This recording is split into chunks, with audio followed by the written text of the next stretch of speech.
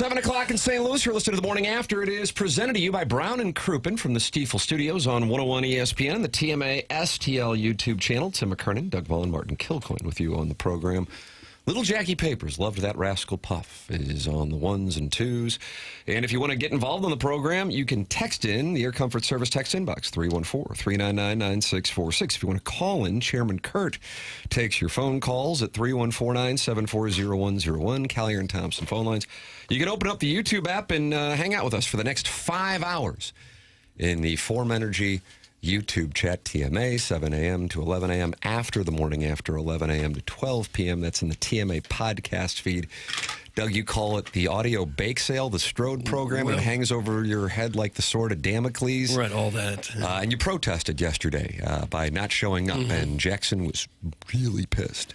What happened on the presentation regarding Strode? Anything fun? Iggy talked about a video he posted on the TMA fan page thanking people for being in his life. Oh, really? Yep, it was a moment of gratitude that the audience was not receptive to. Was there another angle to it? There had to be. It was just a thank you little video? Jackson was at Dido, who Eminem sampled with Stan, and the title of that song was Thank You. Yes. Iggy was Dido. Yeah. Really? In so many ways. And sincere? Yeah, it seemed. Okay. I didn't watch the video. Because I wasn't aware of the video. Yeah, I told Iggy, I said, I think we have, it's like we're both in Congress, but we just see the world differently. Iggy sees the world through the lens of 50 people on a Facebook page, and I see it as a bit broader. But he narrowcasts. And you know what? In 2026, narrowcasting is actually the move. Broadcasting, you're never going to make anybody happy. If you narrowcast, you can reach your friends. Well, and thank them. Ours is the type of presentation where hosts feel they can thank the audience at any time. And you know what? I support gratitude. I support gratitude. I suppose if you're not married and you don't have kids and you don't have a family, then the people that are your friends are on Facebook. Those are your people. Martin, that was one of the saddest commentary. Almost sounded like a gigantic like Doug a Vaughn poison dart. swipe. No, wow. It's not you're meant just like sociopathically just hurt a lot of people who hang out on social media. No, it was not meant as any sort of diss. Well, I'm just saying that's who, instead of going home and talking to a wife and kids, those are his friends, and that's who he's talking to. What about friends in person? I'm sure he has those as well. That's right, and that's who he was thanking in the video. That's what you missed yesterday. Okay, but why didn't it go well? Because it's a great thought. Thank you, Ken. You've come around. Jackson, you've why found didn't it go gratitude. well? Because Iggy posted it. Oh. Doug, there's your answer. And then at the end of the video, does he say, no, if you really want to keep helping me, you have a chance. Sign up here and send money. That's the end of the gratitude video? Jackson and I didn't get a chance to watch it just yet. Okay. We will. Right. I will. Where do I find this? The fan page on Facebook, which we haven't let a new member in 5 years. Okay. So somebody clip it for me. Okay. Doug, you have been charged with deciding the lifetime roofing lead here on this program. Dustin McClendon of Lifetime Roofing says, you know what? I like the show, but I don't like you. I like Doug Vaughn. Is that what he said? And he will set the course for this program with a Lifetime Roofing lead. You might start the show off by talking about something that 4 people know about. And you know what? Guilty as charged. Right. Doug, what is our Lifetime Roofing lead? The lead is the Redbirds getting nipped last night, 6-5 by the Phillies. An important game because the Phillies are a team they're chasing in the wild card. So instead of just being 2.5 out of the wild card, now they're 4.5 out of the wild card. It's a game that was right there for them to win, and they lose it, and now they got to face Sanchez and Wheeler the next 2 days, so it could be a rough go. So I think that could have really been a big, important loss last night, and that hurts. They're still 4.5 out of the wild card, and while Daddy likey, Daddy getting a little bit nervousy, that perhaps it's not going to work out. They can still do it.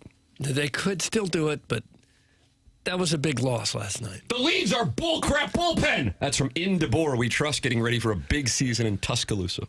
Oh. Well, I don't know that that's the lead. The lead is that they lost. Because of the And it was there. They could have won defense. It was a sloppy game. Yeah, it was a base pretty running bad was rough, too. Boy, how nice. Off that bat, I thought Torres' ball was going to drop. Maybe it was just hope that I saw. I thought eighth inning? I thought they should have waved Wynn around to try to score on the Fermin base hit. He's one of the fastest guys on the team. That's a tying run. Make him throw you out. Your fastest guy's got to be able to score from second on a base hit. I know Crawford's got a good arm in center field, but you got to make him make the play. Did they hold him because there's only one out? I think so. And should they have waived him because Crooks was coming up next? Yeah, I was stunned that they didn't send him. They had a couple of crazy base running plays in that inning. Wynn hit the ball off the pitcher, and then it looks like he's running into a certain out at second, and the throw was bad and got away. And for some reason, Walker's headfirst sliding into third when there's not a play there. If he had stayed on his feet, he probably could have scored when that ball got away, but it turned out that didn't matter because Fermin got the hit anyway. But then they didn't send Wynn on the base hit to center. I thought with tying run there, 8th inning, you got to go for that. Who do you want to hold accountable? I don't know if it's, I guess, Pop Warner. Come on, Pop, wave him! Nice. Remember Wendell Kim? He was the Cubs' third base coach, and they just called him Windmill because they said he waved everybody. You'd like to see a windmill. Windmill Warner. Well, in that situation, 8th inning, tying run, as fast a guy as you have on the team, I would have liked to see him send it. I had money on the Phillies last night. Who cares? The season's over. Doug, that's from Long Dong Silver. Yeah. Season's over. And then there was Albert Pujols, who would just run home whenever he wanted to. The invisible runner, and he was always safe. Kendo was always holding a stop sign, but that was supposedly their little trick.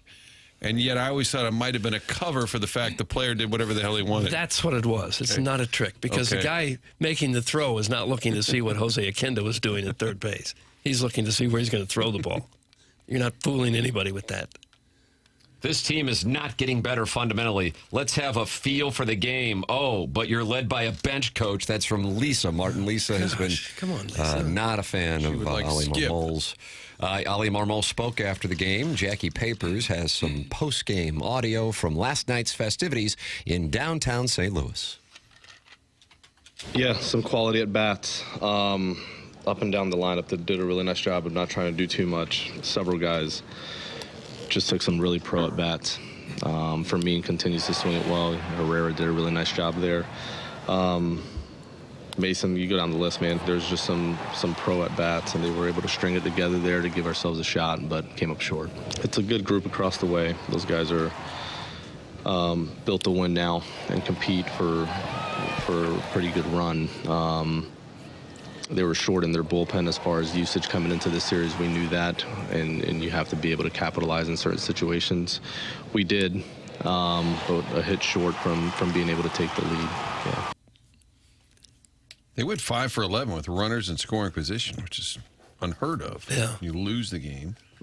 Our guy Herrera, 10 for 19 on the home Heater, stand. Martin. Heater. Jeez. He and Burleson are both really hitting the ball well. I have to tell you, since McGreevy brought it to our attention that the boys are sporting some yellow to match the, Doug, is it the bat and then the beaks of the Cardinals? The beaks, yeah. Never would have thought. I know, I didn't catch that. Now I notice how much yellow's out there. Papers, you are our official uniform correspondent.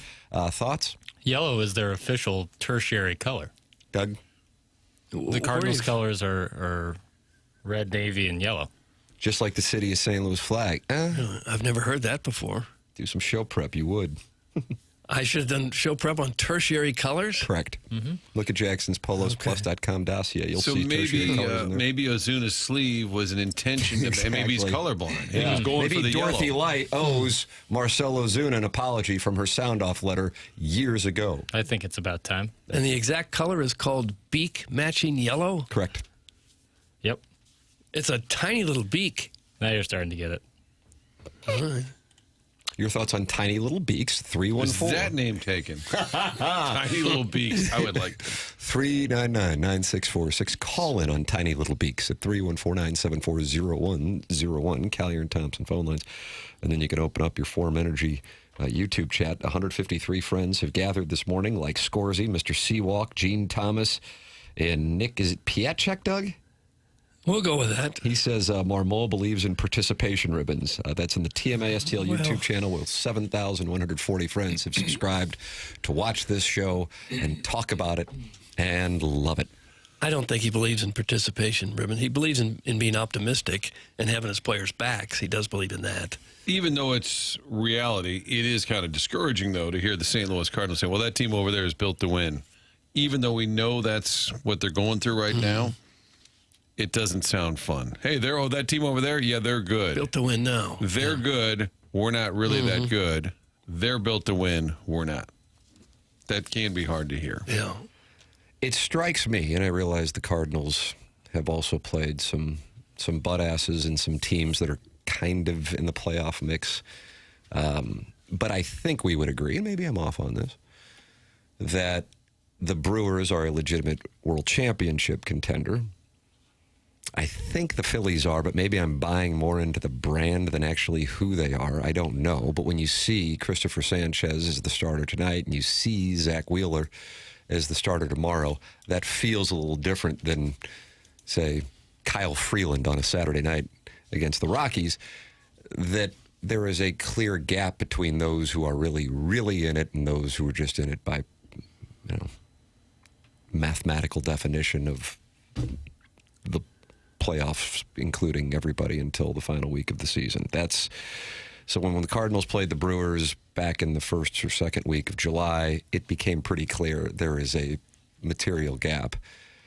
And while they only lost by one last night, from my standpoint, that didn't necessarily feel like a game that they were really on the same level. And unfortunately, and I'd love to be wrong, my goodness, I want those 10 more wins, that it's going to be awfully difficult to get the next two when you're going up against that caliber of team.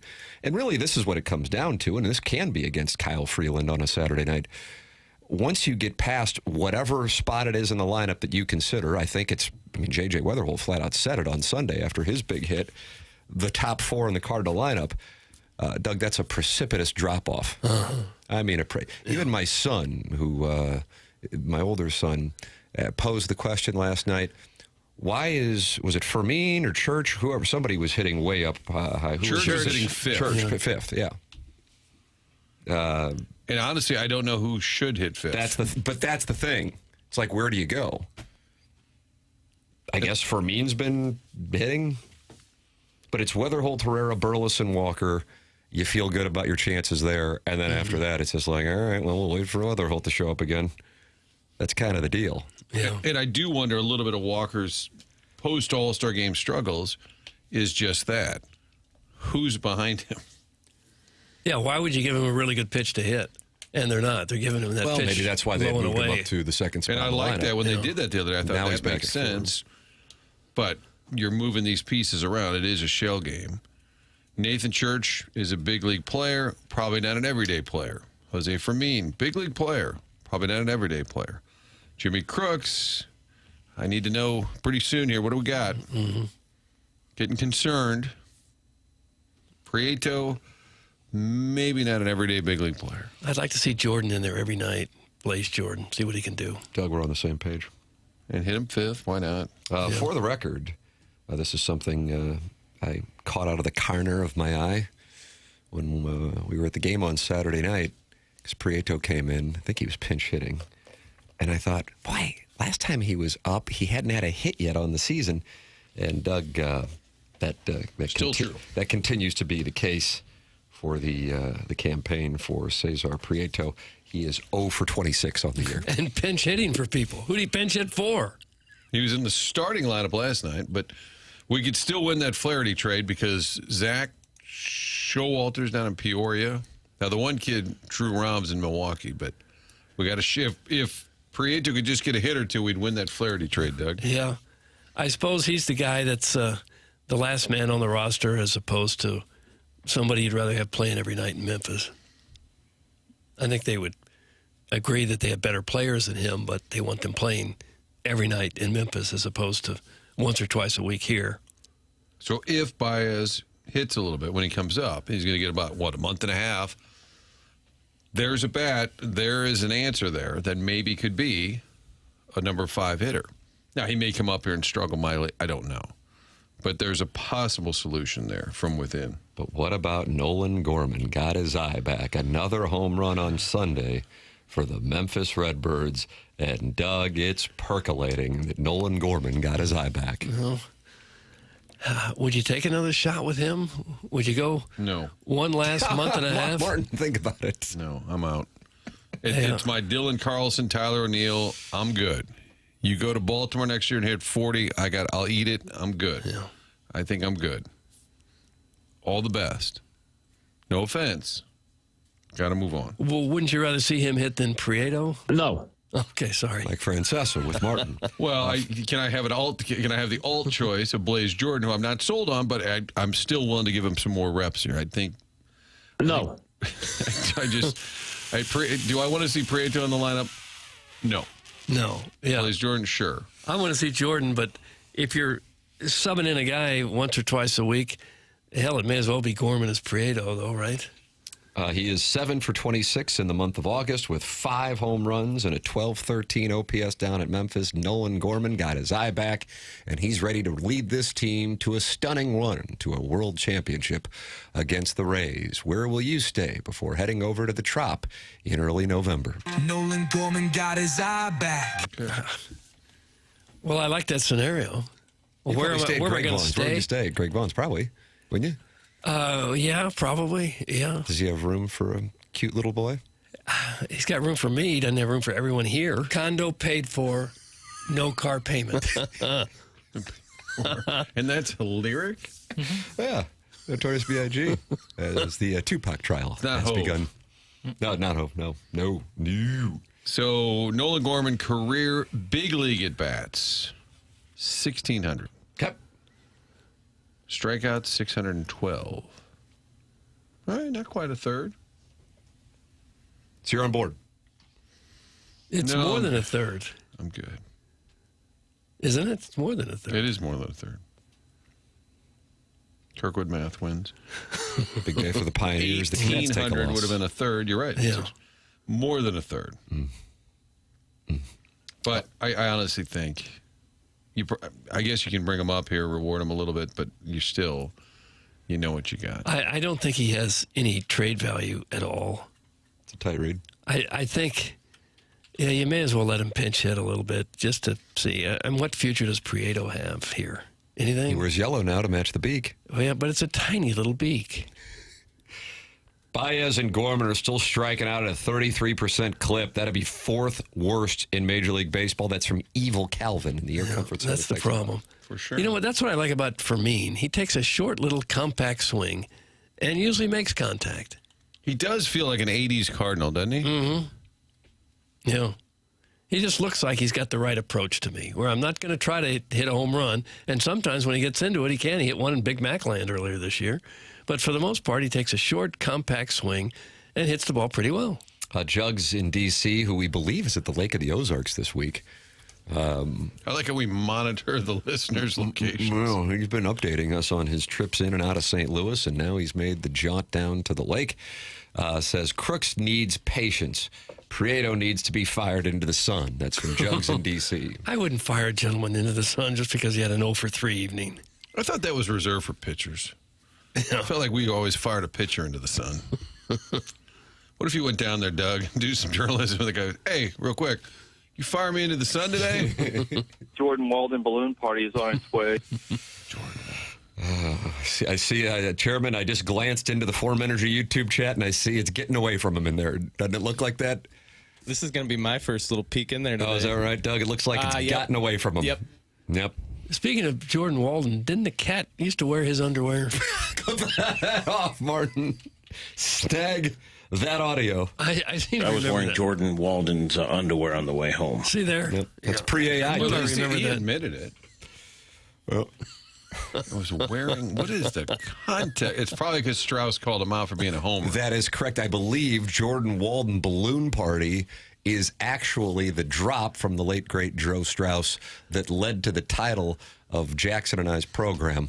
Doug, that was January of 2022, Balloon Party. 1 hour presentation where papers would just pepper me with questions and the audience would pepper us with hatred. I was going to say it was an immediate runaway hit.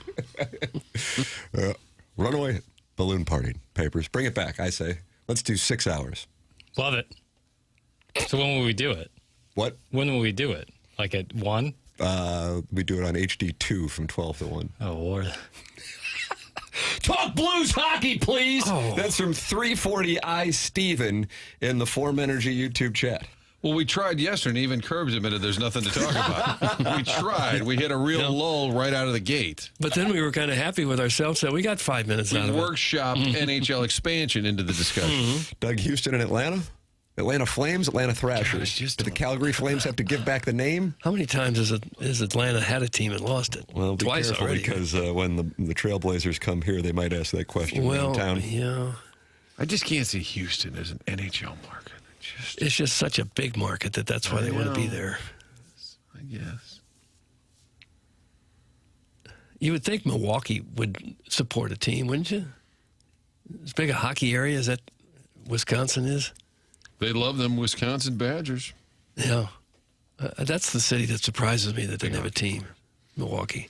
Earlier, is it Dirty Dan that's the garbage man? He said, what, Doug, are you high? Yeah, what was that regarding? Doug, what are you high on? I'm not high. Should I be? Dirty Dan the Garbage Man is Jackson's guy. Jackson identified him as having blue feet very early on, and I thought he was performative. And then he called in. He's a young guy out in California hanging with his buddies. Yeah, He's a good hockey player. Garbage man, soft mitts. I tend to think he might be the one signing the checks, but either way, he's Dirty Dan the Garbage Man. Nice. Yeah. And did Brandon Marsh of the Phillies just did Jason Worth morph into Brandon Marsh? Do they always have a mountain man on the team? Is that like when they fill out their roster, they have to have a mountain man? Yeah. Used to be Jason Worth. Now it's Brandon Marsh, and they just kind of remind me of each other. Both seem like likable sorts. And Jason Worth is the guy who called out analytics, and he was fired up about it because somebody from the I can't believe this truly happened this way, but he said in the postgame, somebody from the stat team was talking to him about what had transpired in the game, and the analytics guy said, well, there in the ninth there, that would have been a good opportunity. That's probably a good time to hit a home run. And he said, you think? You think? I just can't believe somebody had that conversation. Jason Worth, pride of Springfield, Illinois. That's right. Him and He might be listening.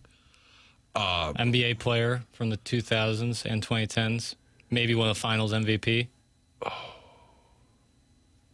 Andre Iguodala. Sick. It was sick. Went to Lamfair? Whatever.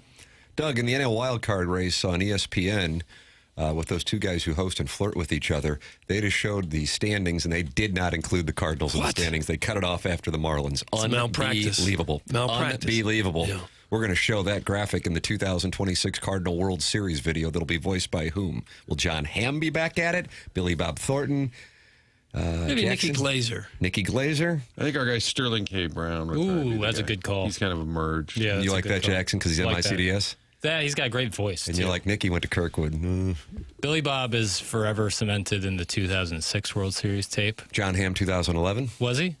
Aye, wasn't he? Aye. I don't know. You see he's having a baby? I saw that yesterday. Yeah, I did see that. My TikTok news. algorithm. My TikTok algorithm. And we broke the news? No, we could have.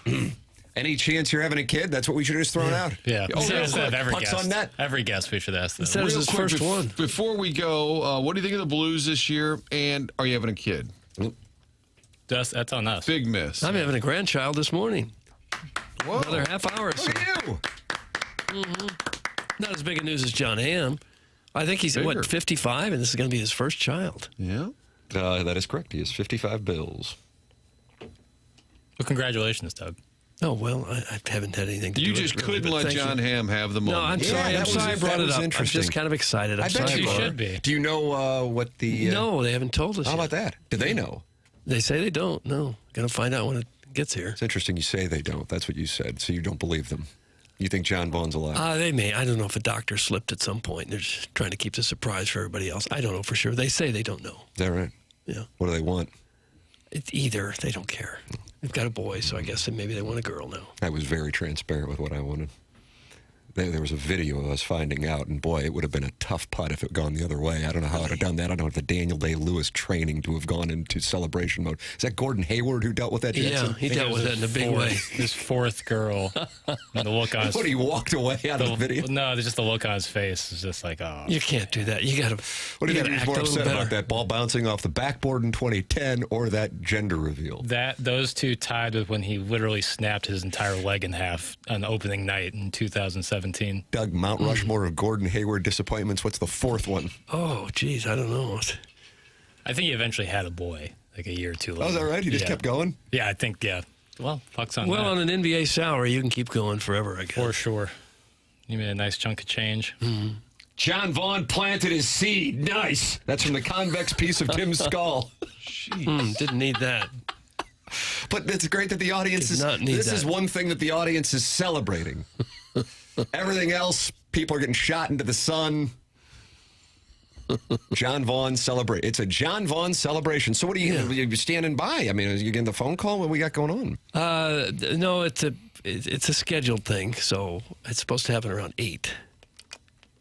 Meaning C-section. Right. So I know when it's going to happen. So then I think I'm going to go after the show. Well, God bless. Yeah. What if they're calling? Hey, where are you, Grandpa? Oh, I've got the Ken vehicle. Strode By presentation. all means. Grandkid can wait. Ken calls. Well, they don't want family there immediately. I understand. Good morning. My uncle had 5 girls and then a boy and then a vasectomy. That's from Tim's toothless bottom boy. I had a friend who had a vasectomy and then 2 years later had another child. Grew Boy. back together. That's a tough putt. That is a tough putt. Didn't Joey Vitale have one, had it undone, and then had another child, and then had it done again? And something happened with a parking garage in Clayton, but I can't recall. But I feel like that's material to the story. I just don't know what part. Is that where he had the procedure done, a parking garage? No, that's That where you get sounds BBLs, risky. and that's usually behind a dumpster in Miami. Oh. Okay. Had John Hamm been married before? I don't think he was ever recently married. This gal is in her late 30s, I believe. He was in a long-time relationship with his co-star from the film Kissing Jessica Stein. Was that 2001? And it was kind of his breakout. Ladies and gentlemen, it's my pleasure to introduce to you Jackson Burkett, host of the award-winning Movie Boy. Jackson, Kissing Jessica Stein. I never saw it. Jesus, unbelievable. But he did. He was. Is that Jennifer Westfeldt? Doug? I don't know her. Yes, she is the star. Yeah. And that was his longtime girlfriend. She co-wrote the film Kissing Jessica Stein. And, of course, it was a lesbian film. Oh, was it really? It was indeed. We should have asked John Hamm about that. 28-year-old How was Jessica it doing Kissing Jessica Stein? Doug, she was an 25 attractive, years ago. neurotic Jewish copy editor at a New York City newspaper. Say that one more time. She was a 28-year-old, attractive, neurotic Jewish copy editor at a New York City newspaper. Her older brother Dan has recently become engaged, while her mother Judy is worried that Jessica. Is that played by Valerie Harper? Will I feel end like it was up Valerie alone. Harper. I don't Doug, the great Valerie Harper. Rhoda? Rhoda, right. She Mary Tyler Moore's friend. Ted Knight. But the mother always sets her up on dates with men, always ends up in a disaster. One day, Jessica is intrigued by a personal ad that includes her favorite quote about relationships. Doug. She discovers it's in the women seeking women section of the newspaper. Oh, no. What are you doing? Celebrating. It's a very long description here. I think we need a 3-hour movie, Boy Jackson. I will be happy to come back to break down 2001's Kissing Jessica Stein in celebration of John Hamm becoming a father. It sounds pretty great. And he's in this film? Is that what we're Oh, yeah, saying? this is a breakout. He plays and Charles. then he wound there up being in a relationship with the star and co-writer for a long time.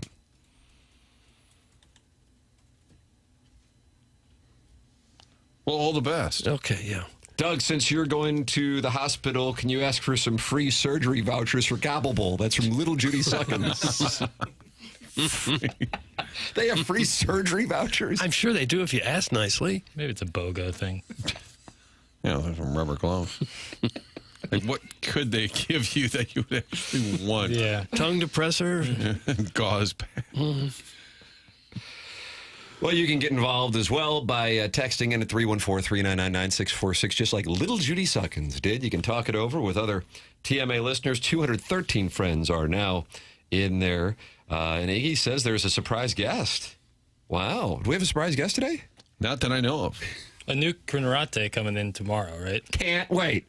That is correct. This Cardinals is the Chairman executive. Kurt is rubbing his hands together. Tomorrow is Navy Caps on the Road announcement. That's what I believe tomorrow is. It's going to be an aggressive interview. Yeah. We want answers.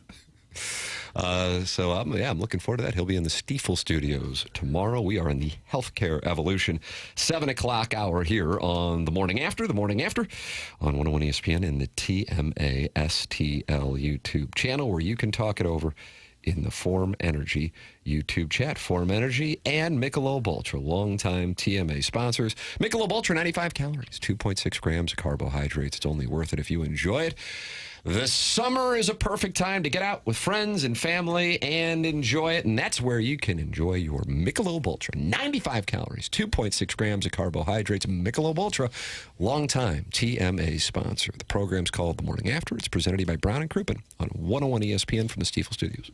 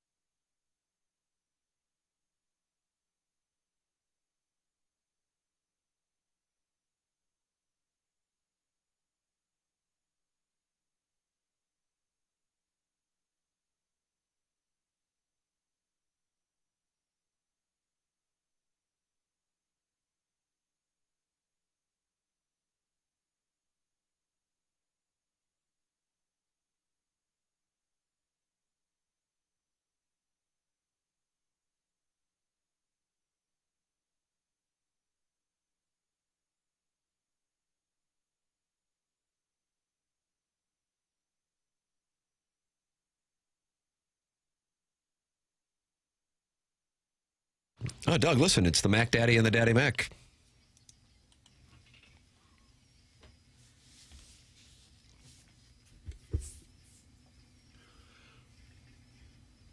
And Doug, their clothes are on backwards. Oh, is that right? You guys think when they said don't try to compare us to another bad little fad, that was a shot at another bad creation? And there was a little warfare going on between Crisscross and another bad creation. Of course, another bad creation, Doug, had the hits Aisha and Playground. Okay. I hadn't given it a lot of thought, frankly. Well, look But at I will Jackson's now. PolosPlus.com dossier, and we were going to talk another bad creation and Crisscross in segment 7-2, which we are now in here on 101 ESPN and the TMA STL YouTube channel. So that's why we call it show prep. Okay. That's why we get here at 4 in the morning. There's I thought it was 6:58. segments in the dossier that often will say, from the desk of Jack B. Yeah. Sometimes it's rummage sale. Yeah. Is this new, Jackson? What do we got, Martin? 7th inning stretch? I like that. Wow. Yeah. I like that a lot. Time for us to kind of, reset, stretch it out a little bit.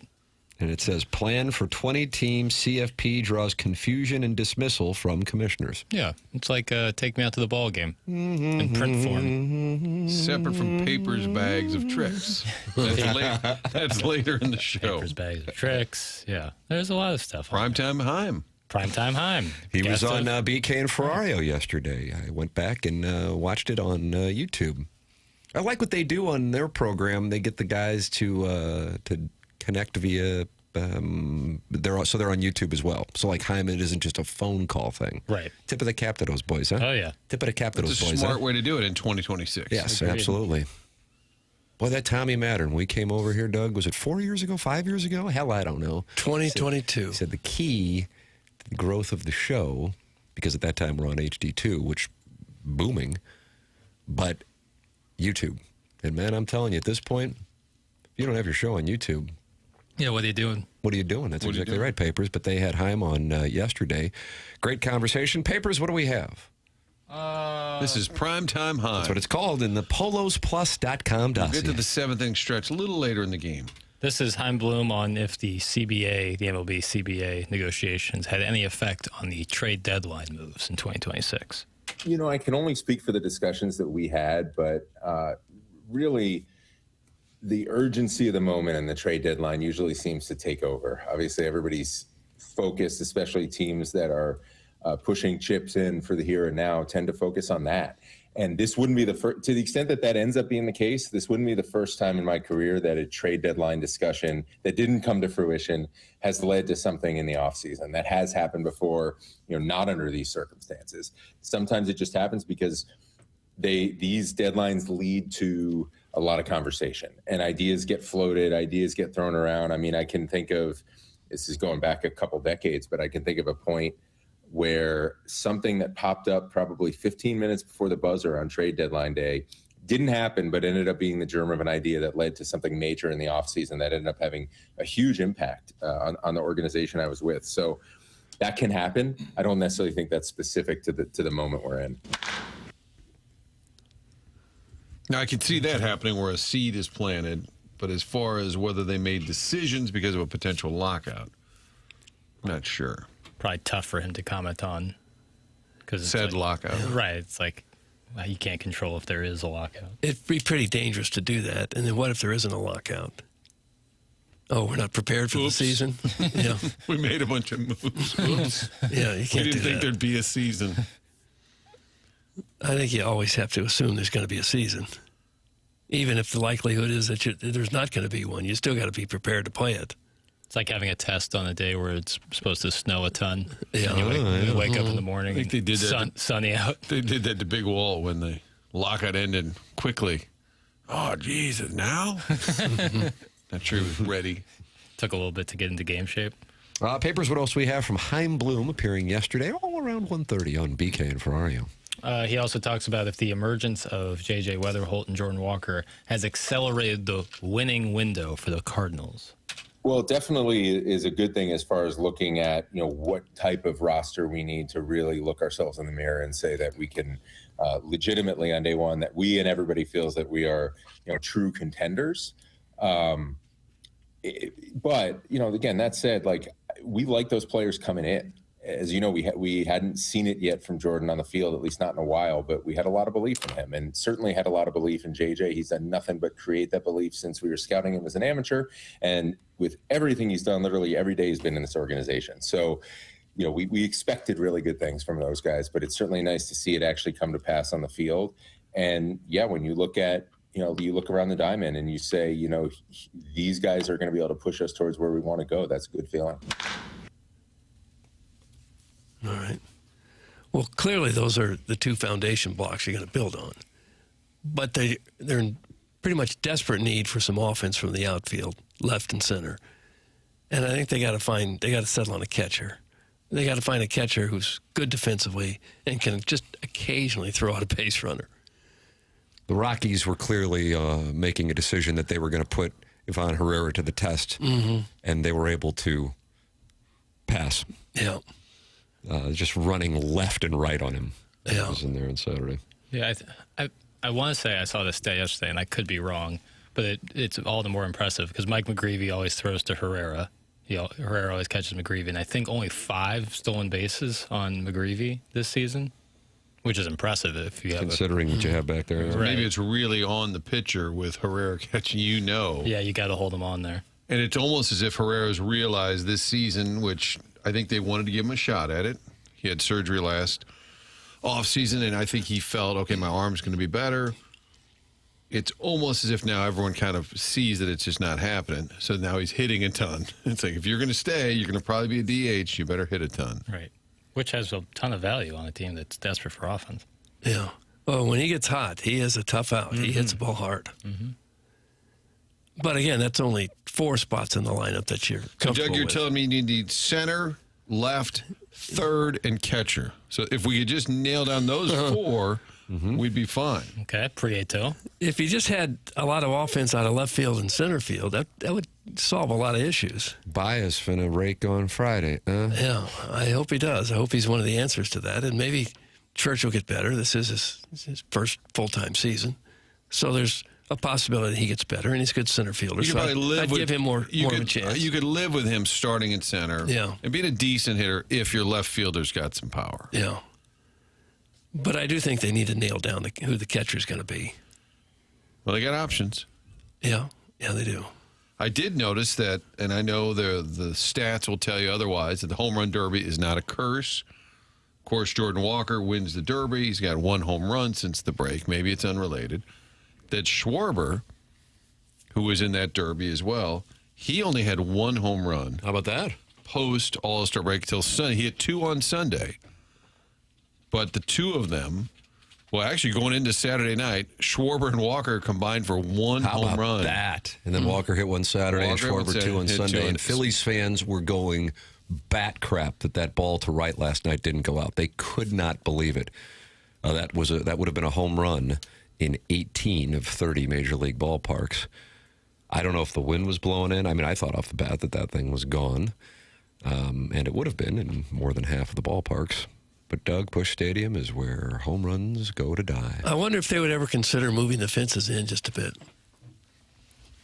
Probably not with their current list of hitters. They're probably okay with it being a pitcher's park right now. But I wonder if they were to add a couple more big bats, home run hitters, if they might benefit from the fences being in a little bit. I think we asked the skipper, right? We did. He didn't like the idea. I think most people we've talked to about that have either played or worked around here, Cardinal related, have all said no.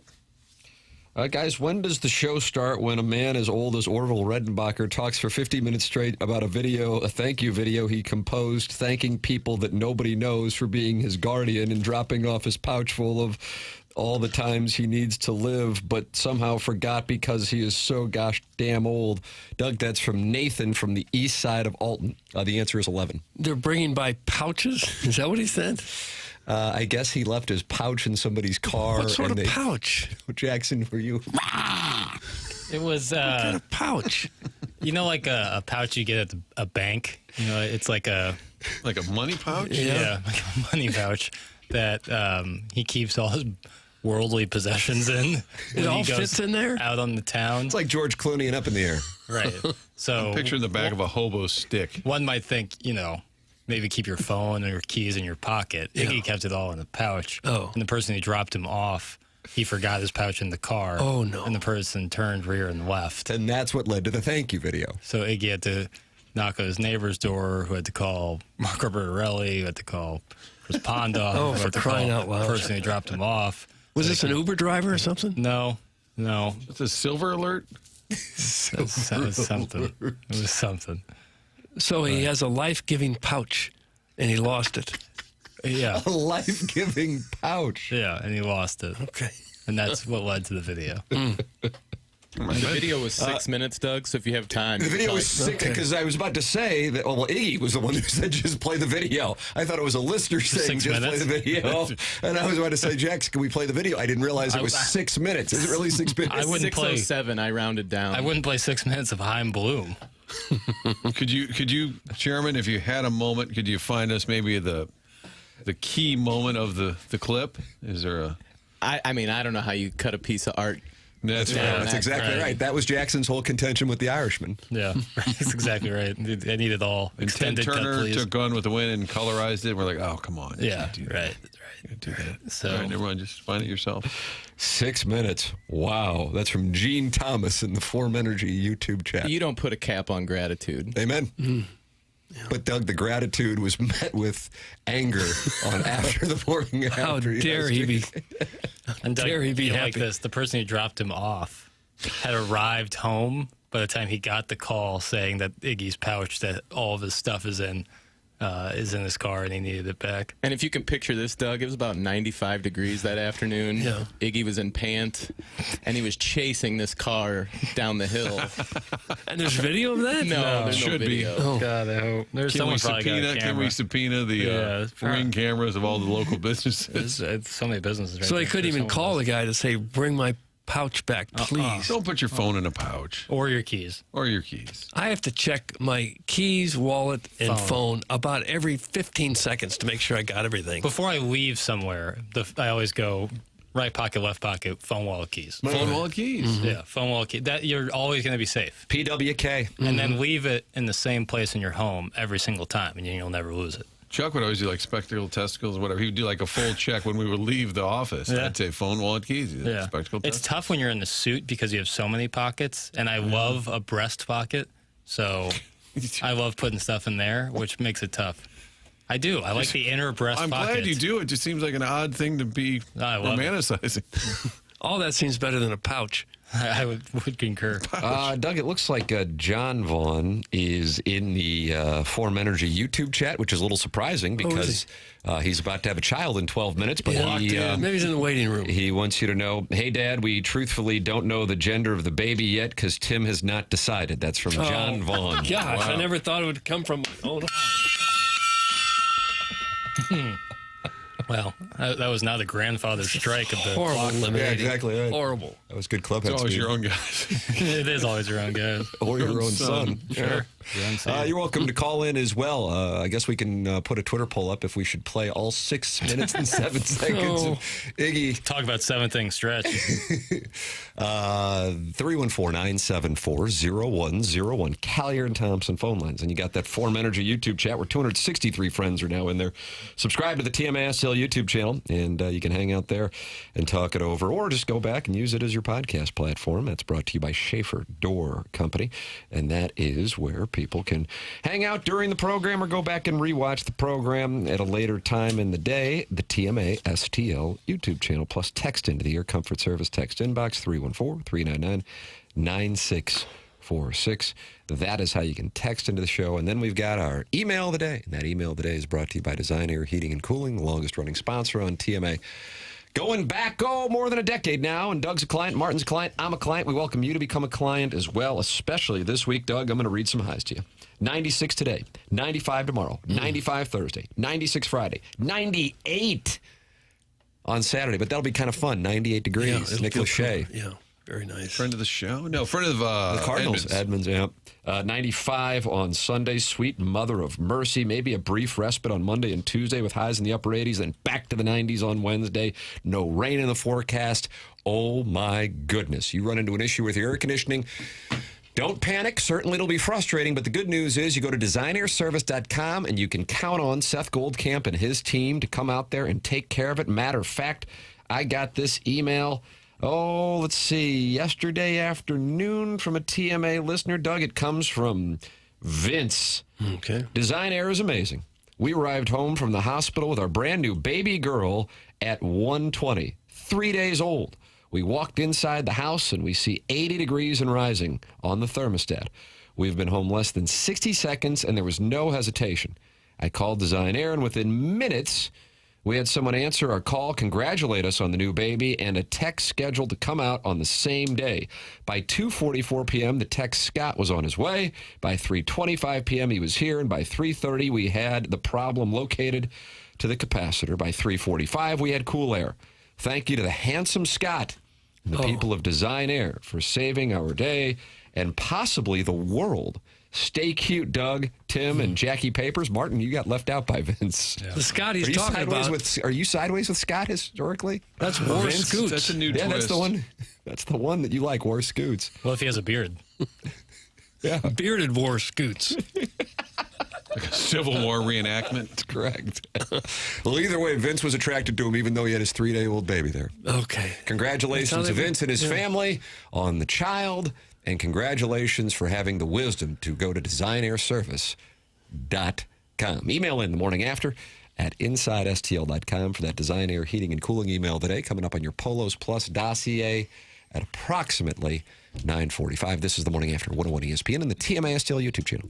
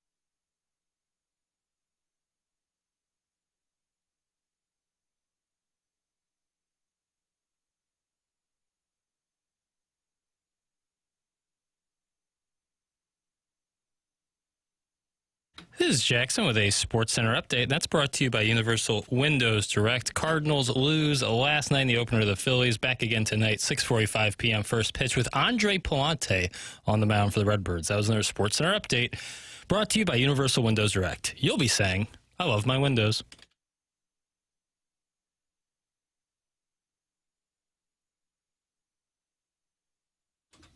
Doug in Vogue.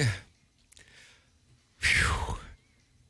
And then part of me thought this was their first hit, but of course their first hit was from 1990, and that was Hold On. Okay. And it's N's birthday? Vogue's birthday. Whose birthday? It's nobody's birthday. Maybe Just a Omar banger. Epps, because Cindy Wilson from In Vogue was his girlfriend in the film Juice. Of course, Doug, that co-starred Tupac. Oh, did it really? Nope. The 7 and 8 o'clock hours today is an ode to 1992. Why? Why not? That was the one year I made the team at SLU. That's was why. it sophomore year or freshman year? No, freshman year, cut from the football team. I don't know if we've ever talked about that. Yeah. But it was a no-cut sport. And that's why the litigation continues. Right. Cut from the basketball team. I don't know what they didn't like as far as the intangibles. How tall were you? 5'2". But that's okay if you can shoot the rock. Thank you, Jackson. You know. There's not a lot of 5'2" players, even in freshman high school ball. Oh, sure. Thank you, Not Jackson. many. If you got 5'2"? Doug's making an ass of If you got himself. handles and can shoot. I got handles. Yeah. Tiny ones. You find me some 5'2" freshman high school players. There was a kid named Akil Carr who's 5'4". Awesome. Played at Seton Hall. That's 2 big inches taller. Yep, doesn't matter. He What could about dunk- he could dunk, Grammatica? though. What do you think he So- was? What are the Grammaticas? What do you think Martine they were? Grammatica? At the Wasn't he a time. kicker? Yeah, but at the time. He might have been And he 5'2". blew out his knee with an aggressive celebration. Is that correct? Yeah. Yeah. Muggsy Bogues, how tall was he? 5'3". And he ran into Larry David in the restroom? Is that Muggsy right? Bogues? Yeah, did he? I'm trying to think. I'm pretty sure about that, Papers. I don't know. I know Larry tripped Shaquille O'Neal. That's correct. Who was Season not, 1. Was not 5'3". No. But I think Muggsy was 5'3". Chairman, have you started rewatching The Sopranos again, or were you more on the video games last night? Neither. Oh, wow. Oh, were you looking for a word? Nope. Looking for words. Still wordless. I just imagine like a pirate with a telescope. Looking. Captain Crunch. Land ho. I was 5'3", 98 pounds my freshman year. Thankfully, I grew. Doug, that's Eric in the Central West Okay. End. How about that? Happens to a lot of people. Yeah. Muggsy Bogues 5'3". How about that? People can start texting in now. Their height and weight. Oh, yeah. In 8th grade. ninth So what is it, grade. height, weight, net worth? Is that what we're looking for? Location. Yeah, roll call. location. I like a Yeah. good roll call. Muggsy Bogues would embarrass people. He was so quick and so Yeah. good. Oh, yeah. He was outstanding. Doug, who do you think our wealthiest listener is? I think it's Mr. Wealthiest. Licks. I think it's obviously Mr. Licks. As announced by Mr. Licks. How about Joe Buck? Why? I don't know. You think Joe would like to show up at the Clayton and Lindbergh Starbucks for a balance sheet showdown with Mr. Licks? He probably wouldn't mind. That would be wonderful. I don't know how often he listens, but occasionally at least. And John Hamm? listening in the Hamptons. Yeah, listening in the Hamptons. Just to see how we've feted him on his big day. Mazalok? Oh. Did you see there was a quote in that story, the Mike Trout story? I think Danny Mac was telling me this because Mike golf Trout, story? Mike Trout took all of his buddies out to the golf course outside Philly that has his He's name got his on it. own course. Trout National. Right, so he takes a bunch of teammates out there, and a bunch of them on the deadline got traded while they're on the golf course. They found out, and apparently there was a Mo quote that said, "Well, at least they had some fun on the way out." It was the most Mo quote ever. There's another story about a bunch of guys who went to go see the new Spider-Man movie, and as they're walking into the movie, like 2 of the guys got traded. And they're like, "Well, I guess we're not going to go see Spider-Man." It's like, damn, maybe I think on deadline day, you just sit in the hotel. Don't plan anything. wouldn't you just have to have a bag packed, ready to go to the airport as fast as you can? I imagine. Jojo Romero was at Six Flags, Doug, and he found out he was getting traded. Really? No. You made that up. No, I'm just a nice bluff. All these guys are like little kids. Oh, I want to go I'm on have this. some recreation. It's the trade I'm deadline. on the Screaming Eagle, and I get traded. You might be getting dealt. Guys, I just passed by that Starbucks at Clayton and Lindbergh, and neither Joe Buck or Mr. Licks are in sight. Very disappointing. That's from the 314. But Gretz might be in there. Oh, yeah, 99. All right. He can participate. I still think Mr. Licks. You guys don't realize this guy he's getting close to a B. How do you make his money? Cam Avenue Capital Partners. Oh, really? Okay. God, Mosaic, I'm reading this article right now.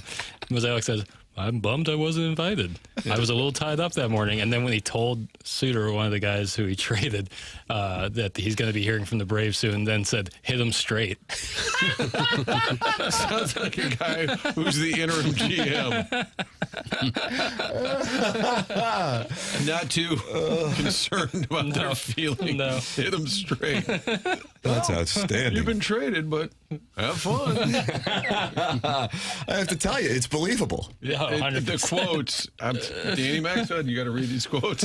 I can totally hear it. Mosaic is like Mike Shannon to me. When you just see the quotes, you hear the voice.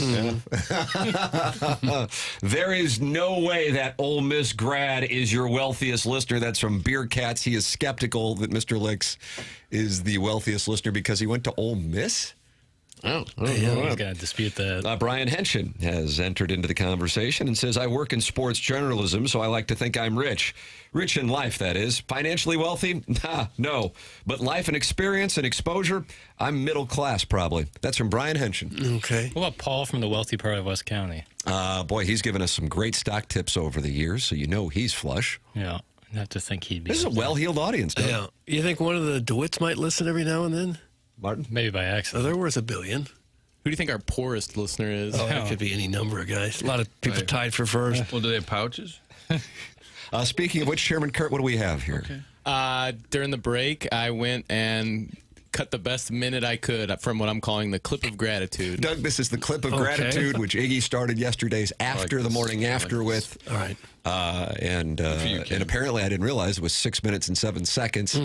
This is a clip of gratitude per Chairman Kurt. I was going to type this, and then I thought, no, if I type it, a lot of people won't read it. I figure some of you, if you see my face as a video, you'll probably watch maybe the to me. I got to thank some people today. Even when I would go to like TMA remotes, live shows, I'd always bring my Bank of Bermuda pouch because I didn't want my phone and cigarettes and keys and sunglasses laying.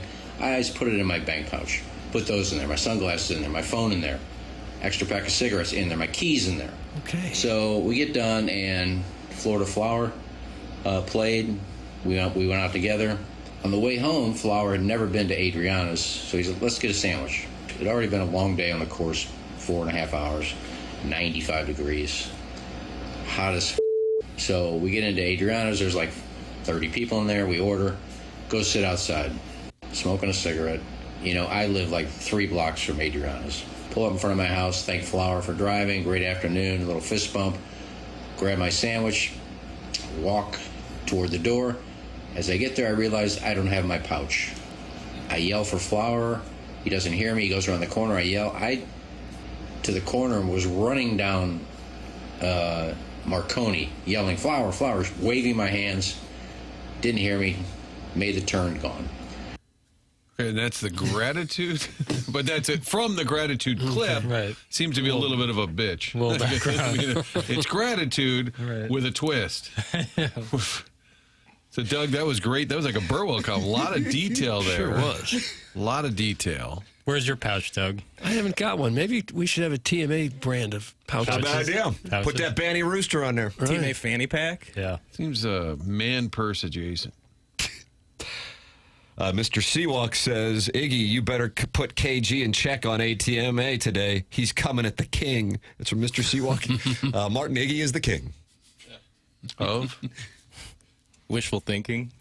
That was a 1990 song, Doug. Remember that? Terrence King of Trent Wishful D'Arby? Thinking? No. No. And I think it was from the Pretty Woman soundtrack. was. Is that right? It was? Jackson? West. Have you done a movie? Go West. I do love Pretty Woman. Clip that off. Can we have that as return music? Go It's West. Not from, King of Wishful. not from 1992, but I guess I can suspend my theme. But Ken's video was a thank you, but within the thank you was this episode that happened. What's up? Oh, gosh. He tuned you out. I was looking at Wishful Thinking by China Crisis. King of wishful That was the thinking. remix. King of Wishful Thinking. King of Wishful Go Thinking. West, Pretty Woman soundtrack. I guess we just didn't get to the part where he said, thank you so much for bringing the pouch back. I might have clipped around that a little bit. Yeah, I think Chairman was going after. Is that audio sabotage? Was that editing sabotage? I thought the issue was maybe a better listen than the gratitude portion. Yes. Could have been, yeah. That's fair. That's what the media does, Doug. They twist the narrative. There's no way he was actually running down the road. He can't walk down the hallway without wheezing straight into the mic. That's from the old Appleton stepdad down there in old Appleton, Doug. On a rocking chair on the front porch, enjoying some country time lemonade, listening to this program on the transistor radio. It's on the way down there to the Cape. By Ken's description yesterday, I would say we listened to a preamble that led to the reason for thanking people. That's from Caller Ellen, like one of our many female listeners. Yeah. But he's feeling grateful. That's nice. The more I think about it, the pouch just makes a lot of sense. But it doesn't. Especially if you're juggling, No, it doesn't. You're going to juggling lose all your cigarettes. As long as you can hang on to it. Maybe you need a chain. You need something chain to, the yes. pouch to your belt loop. You need something to attach it to yourself. like a pocket watch that's attached to your belt or belt loop. What you're now Type suggesting pouch. is a wallet chain. Mm-hmm. And I'm on board with that. But a backpack would do. Well, you look pretty goofy as someone wrong. pushing 70 wearing a backpack. Backpacks always look cool. I don't know. All right, really? Yeah. It's a timeless accessory. One strap or two. How about that? How about What's a up? briefcase? But you can't, in our industry, Doug, we look like doofuses with a briefcase. Agreed. Oh, What gosh, you got in yeah. there? Some game notes? Yeah. Jackson, you go one strap or two? Two. Always two. And if it has a buckle across, I'll strap that up. Big backpack guy. Didn't we have this discussion with Matt Holliday? Matt the Bat. He told me I was too old for a backpack. He's Remember wrong. that? He's He's wrong. wrong. Jackson says it's a timeless accessory. I don't know. I think it I'll looks wear a kind of backpack weird. If you until get I- old, it looks kind of weird. Disagree. By the way, if Matt's listening, he could win the most Wealthiest. Oh, yeah. affluent listener. Boy, I still think licks. Orson Woods Wacko is not happy with the suggestion that Mr. Licks is the wealthiest listener. Stop making me go into convulsions. The only thing Licks has on his balance sheet is his wife's maiden name. Stop ruining my day, Tim. That's from the Orson Woods Wacko. So he got rich at the altar. That's what he's claiming. Yeah. Oh, yeah, he cooked me. A lot of that in St. Louis. Is there a lot of that in St. Louis? That's my understanding. How did you, how'd you hit it big? Wedding. That'd be the easiest way to do it. 30 seconds, become a multimillionaire. Guys, anybody notice that Jackson's a bit feisty in the last couple of days? He called out McGreevy, and now he's calling out Matt the Bat. That's Paul from the wealthy part of West County. Well, I mean, disagreeing with someone on extremely trivial matters, McGreevy putting a stripe on the pants, Matt Holliday on wearing a backpack, I would not call feisty. I would call lightly opinionated. Lightly opinionated. Yeah. I'm Like going to see McGreevy today. I'm going to apologize for the salad joke because, he's a little leaner and meaner than I am. Sure.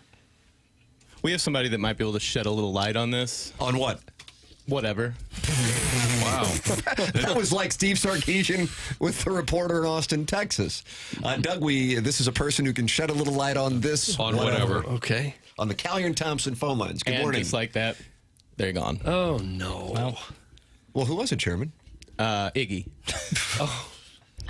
He chickened out? I don't think that was it. It was probably a technology Probably issue. wasn't Iggy. His phone might have fell out the window I again. spoke with him. It was, okay. It was Iggy. Somebody grabbed his pouch out of his hand. He said he was charging his phone once, and one false move, and his phone fell out of his window onto the street. I'm still skeptical of that.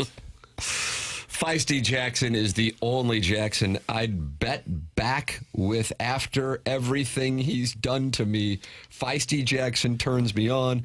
That's from Papers Conservative X. Is this a new text inbox name? Or do you actually have like a conservative ex-girlfriend? Yeah, Tommy Lauren. No. Tommy Lauren. No. I didn't know you guys were together. Yeah, it was hot. No. But I do remember putting that text inbox name in last week and giggling as I saw it come across. Papers Conservative X. I like the idea that you guys are having lunch somewhere, and she says, "You like Ocasio? Get out of here." Doug Sharon in Clayton. I guess she would like to be considered. I don't know, but she says, I'm currently attending Hub's annual conference in San Diego, and a backpack is the bag of choice for most of the financial pros here. That's from Sharon in Clayton. Okay. That'll be well received. Is Iggy back on, Chairman? What do we got going on? Larry Nickel. All right, Doug, we have Larry coming up. Next best thing. Murderer's Row. You can get involved if you would like and join Murderer's Row on these Collier and Thompson phone lines, 314-974-0101. Text in 314-399-9646.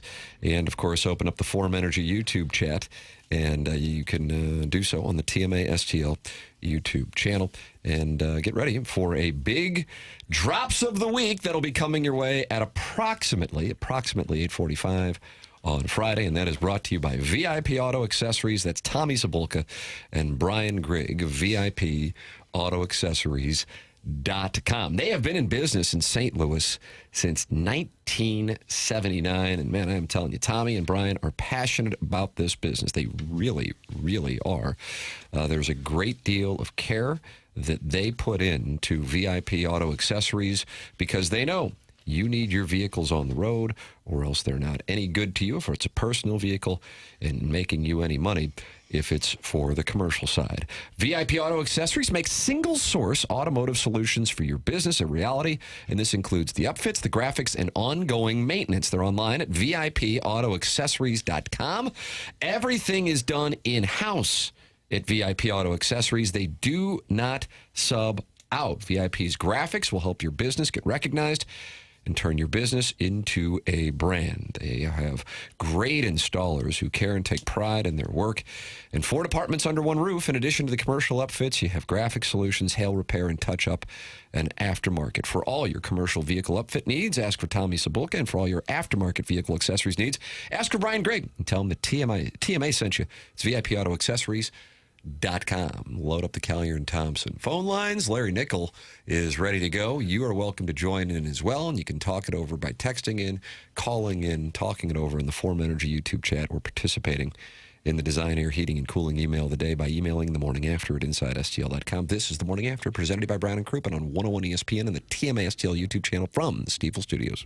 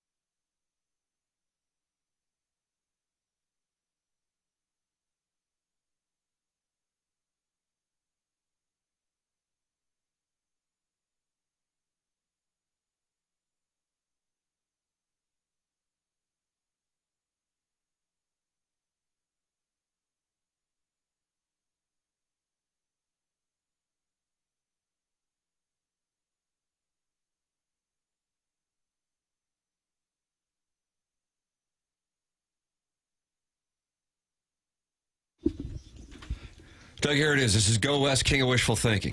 Okay. Doesn't he sound like Terrence Trent D'Arby? High pitched. Doug Terrence Trent D'Arby had wishing well, and he was set up for failure because he was said to be the next Michael Jackson. But didn't quite get there. No. How could you? No one has. Right.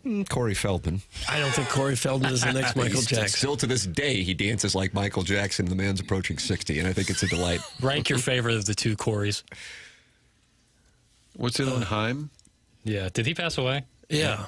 Oh, As a well, young guy. he's out then. Corey Feldman wins again. All right. TMA 101 ESPN. The program is brought to you by Brown and Crouppen. We broadcast from the Stiefel studios, and we welcome you to participate in said presentation. And we said we're going to go to the phone line. So, Doug, that's what we're going to do. It's a phone call segment. Here we go. Callier and Thompson phone lines, 314-974-0101. Chairman Kurt, what do we have going on? We got Larry Nickel, and I should be back in touch with Mr. Strode by the time Larry's done, if we want. Martin, this is the murderer's row you were speaking of. Yeah, this is kind of what they do at Bristol. Well, I would go with Larry Nickel then. Oh, wow, over Iggy. That'll be tense. Well, Iggy's not here yet. Oh, got it. There wasn't even a choice. Good morning, Larry. Good morning, guys. What's up? Hello, Larry. Well, unbelievable last night what happened on Raw. He says. Yeah, the main event. Yeah, the main event was Jey Uso versus Solo Sikoa with the following stipulations. If Jey Uso won, Solo Sikoa has to come back to the bloodline no matter what.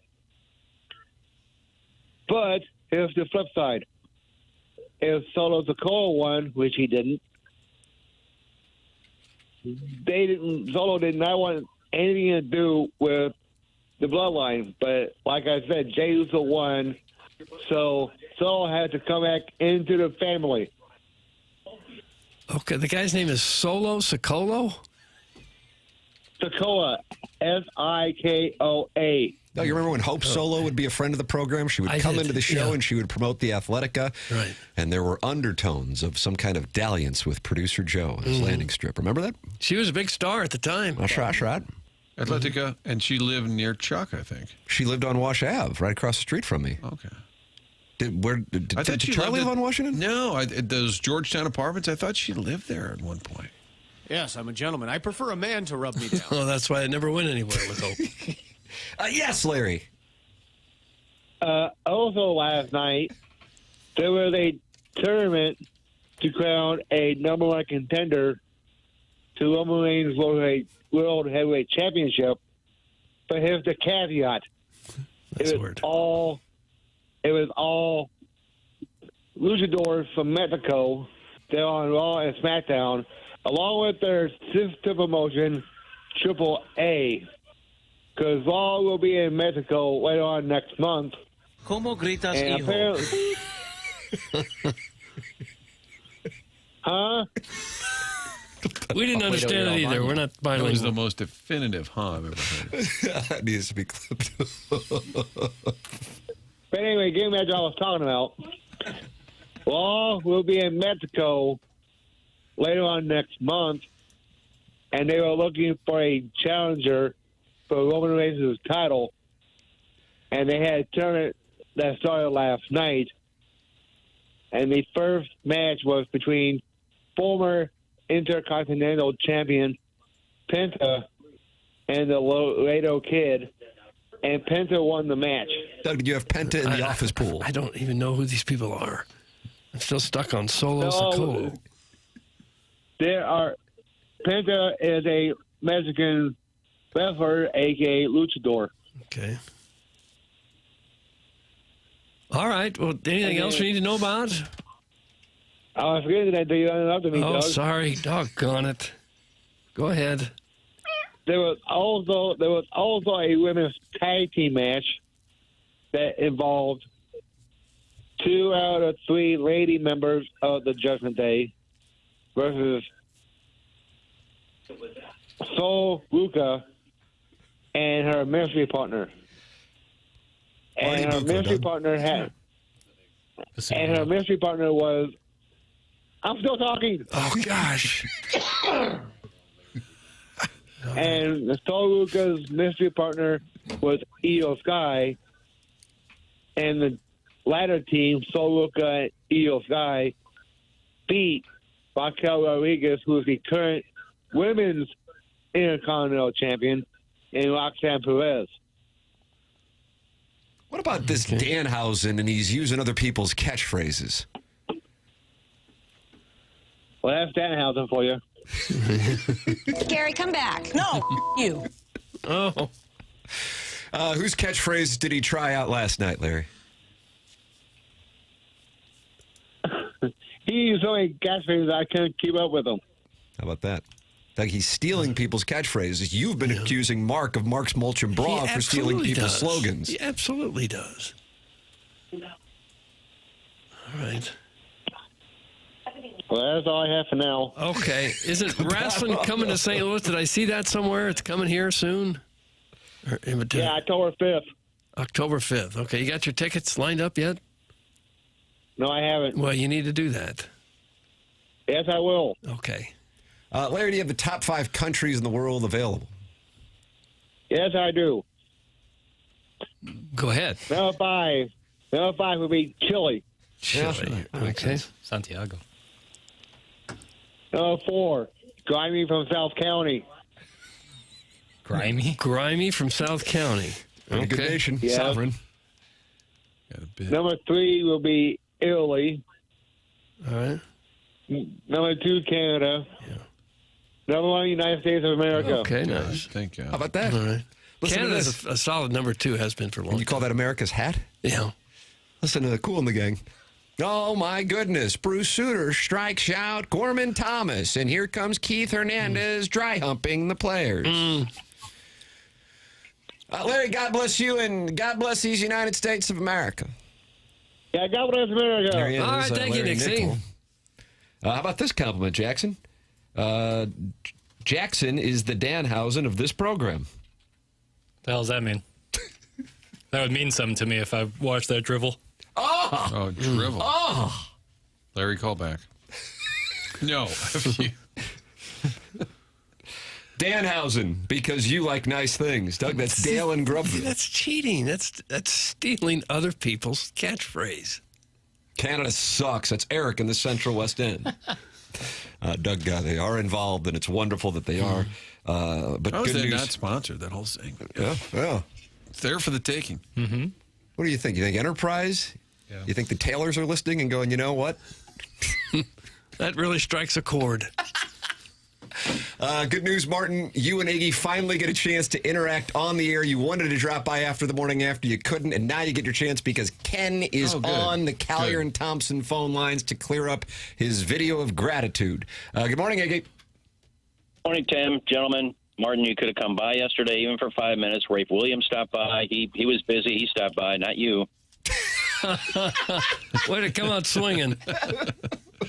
It's a big regret. I've got a lot. That one's right up there. Yeah, well, I'll stay on for a minute. I just want to explain some things because, I mean, the 101 listeners don't know who I am. No. They're probably listening saying, who is this guy and why has he got a pouch? Maybe. I just don't understand the hate from doing a heartfelt video from some people that helped me out in a stressful situation on Saturday. Had a nice time out at the Tom Pondoff 11 Foundation Golf Tournament. But I left my pouch in the car. And without that pouch, I don't know what I'm going to do. 95 degrees, can't get in my house. So I just wanted to thank everybody, and I just get nothing but hate. Your life was in that pouch. Oh, for that day it was. Yeah.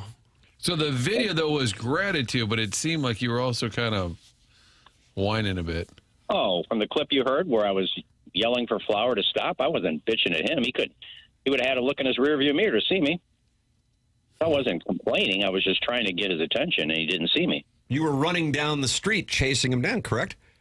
Yeah. God, I'm out of shape. I was half a block, and I was like, oh, my God. Cigs will But I don't know what the people around there, I mean, it was a busy day on Saturday on the hill, and they're looking at this guy running down the street yelling Flower. Yeah.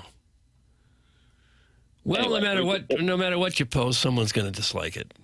Oh, and they're probably just having fun too. But it was just thanking some people, and as I said yesterday, in this day of hate, when something like that happens and everybody comes together and let's get Iggy's pouch back to him. And it was really the city really rallied. The city, I mean, Channel 2 was down there trying to get some film of it. Later on, after they heard the video, they said, let's go down and talk to this guy. Hashtag help Iggs was trending. I was just too busy. They wanted to come by, and I said, I'm too tired. I'm in the shower. I'm just, just play the video if you like. I don't care. You really need a pouch, though? Can't you just put your keys and wallet on your person? I have like 9 things. I hate with my pockets all bulged out. People look like Hoosiers like that. Well, can you get a pouch and put your non-essentials? I hate to call cigarettes non-essential, but can you put those items, Lucky Rabbit's foot, whatever else, in the pouch, but keep the important stuff on you? You should have seen the pouch. The pouch was bulging. With what? What do you got in that pouch? I had my phone in there. I had cigarettes in there. I had my sunglasses in there. I had my keys in there. I had 2 First Form beef sticks. Oh, those beef sticks, Doug. I introduced Doug to those First Form beef sticks, Martin, okay. and we're addicted. And Carson's now eating them. Dad, where'd you get these? I said, 18 grams of protein. Okay, we all love a good protein stick. Non-essential compared to keys and wallet. I got them that day. I had a sleeve of Hondoff's Anonymous golf balls with the logo on it. I had threw those in there. What am I stick all the stuff in my pants? No, just the keys, the wallet, and the phone go in your pants. I didn't expect to leave it in the car. Well, where are you residing? Under an overpass? What? You got everything on you. You got all this in a bag. That's a nice hole, Bill.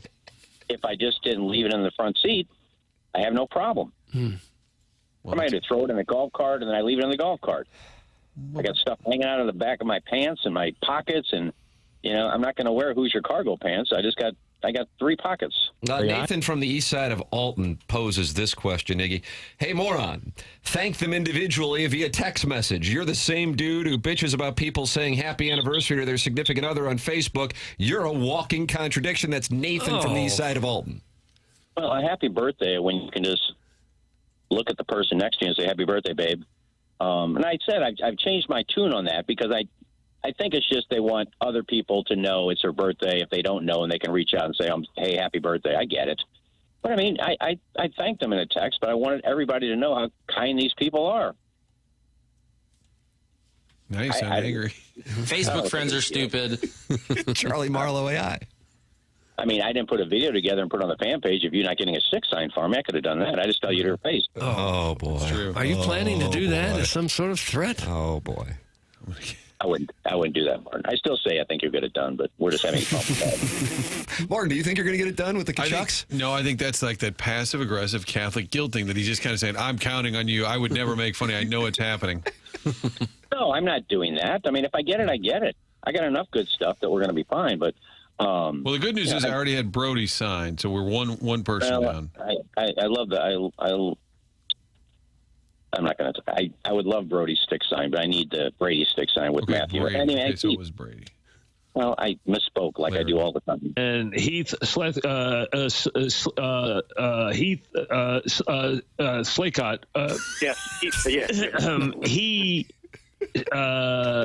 He hasn't come fast enough. That's almost Porky Pig-like. What in the world? Even the best of us miss Right. names every once in a while. Even the Pope.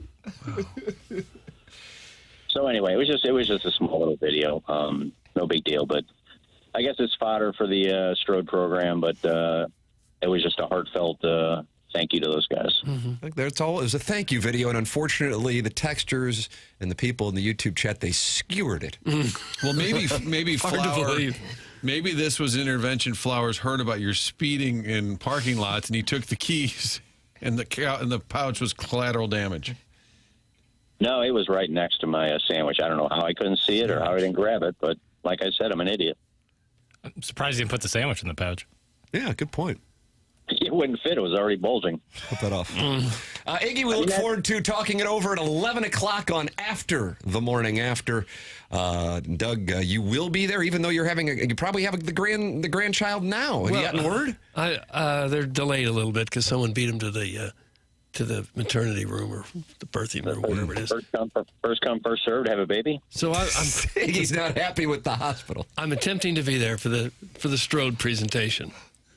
All right. Well, Tim had a baby conceived during one of my singing segments, so maybe that is actually correct. My second child was born or conceived during a commercial break. It speaks volumes for my stamina.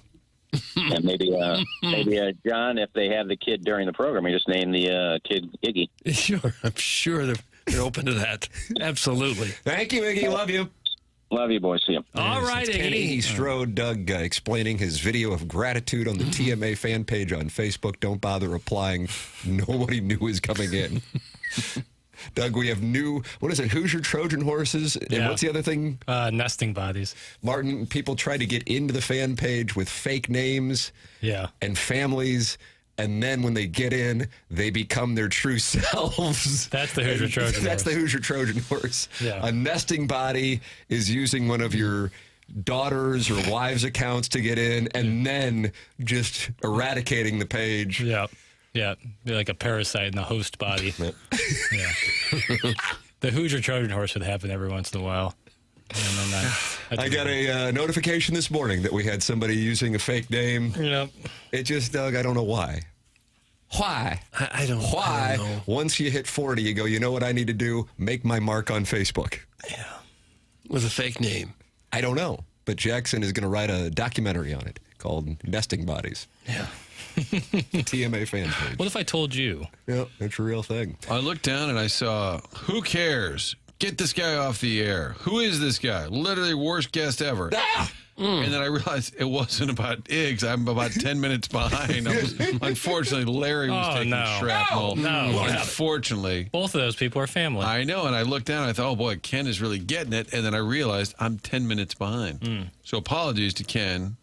Because all their reviews are glowing in the text inbox about I haven't got to those yet. You can email in with your glowing reviews for the Design Air Heating and Cooling email today, coming your way in the Polos Plus dossier at approximately 9:45 the morning after at InsideSTL.com. How about this? 101 ESPN is your chance to win a pair of single-day passes for the BMW Championship happening next week, August 18th through the 23rd at Belle Reve Country Club. The passes include access to the Trophy Club presented by Michelob Ultra. See the top PGA players in the world compete while enjoying the Trophy Club presented by Michelob Ultra. Find your shot to score a pair of single-day passes for the BMW Championship at Belle Reve Country Club right now at 101ESPN.com or on your 101 mobile app. Martin, I'm sure you're going to be there with two Fox responsibilities next week. I would imagine Fair that's amount. the case. Yeah, maybe not every day, but close to it. I know I will be there, wanting to bring my family out there. Papers, you have your buddy Sweet Kai. Yeah, he'll be out there. I hoping to go Saturday and then maybe a practice round. Here we go. And Doug, are you going to be on? I got to work on getting tickets. I don't have any way to get in there yet. I think they might have some here available. If you're interested. Oh, is that right? Yeah, I would take them for sure. You could also just dress up as a player and see if you could sneak by. Yeah, yeah. There's a lot of players just about my age out there. I'm Jackson Burkett. So yeah, that's coming up next week. Can't wait.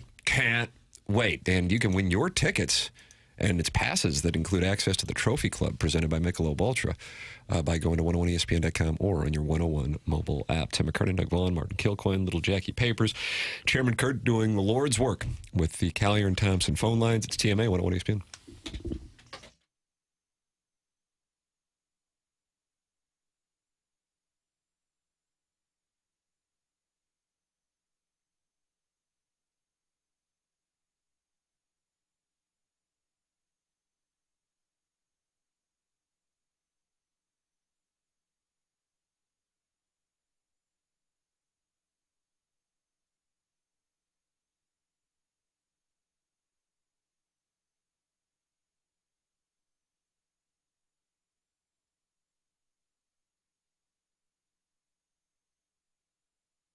AutoLoanPro.com, the website to head to pick out your next vehicle. And it doesn't matter what your situation is, they'll get you that car. And their promise at Auto Loan Pro is they'll do it with little to no money down. Best rates possible. They're able to do that because they work with over 50 different lenders. AutoLoanPro.com. Anyone can sell you a car. It takes a pro to do it right. They are part of the Lita family. And you get on that website, pick out the vehicle that you see there. Also, grab that free playbook. Jim Olive put this together so that you can be better educated on how the credit system works. And then next time around, get the car of your choice. So, getting your credit and your life back on track, getting a new vehicle, doing that in one spot. If you've had a hiccup or two, don't worry. They'll get you the car. And working with those lenders, 50 of them. That's how they shop it around to get the very best rate you can find. Life can put some people in a bad spot. Doesn't matter. AutoLoanPro.com will get you into your next vehicle. Find them online at AutoLoanPro.com.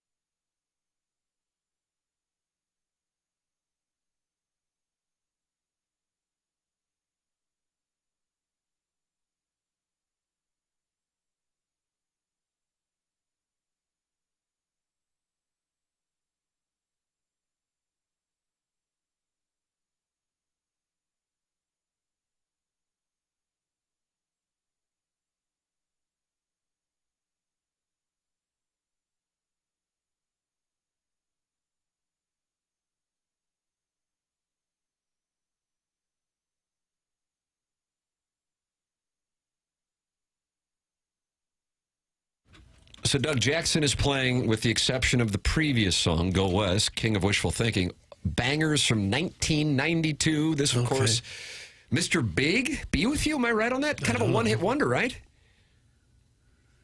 This is from the 30th anniversary edition of the album. No.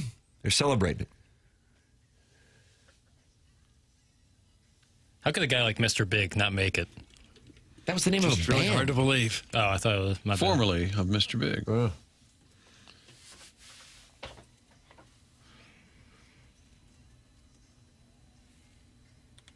Think about it.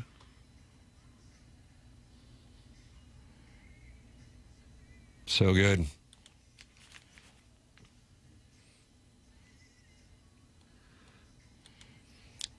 Papers, you like this one?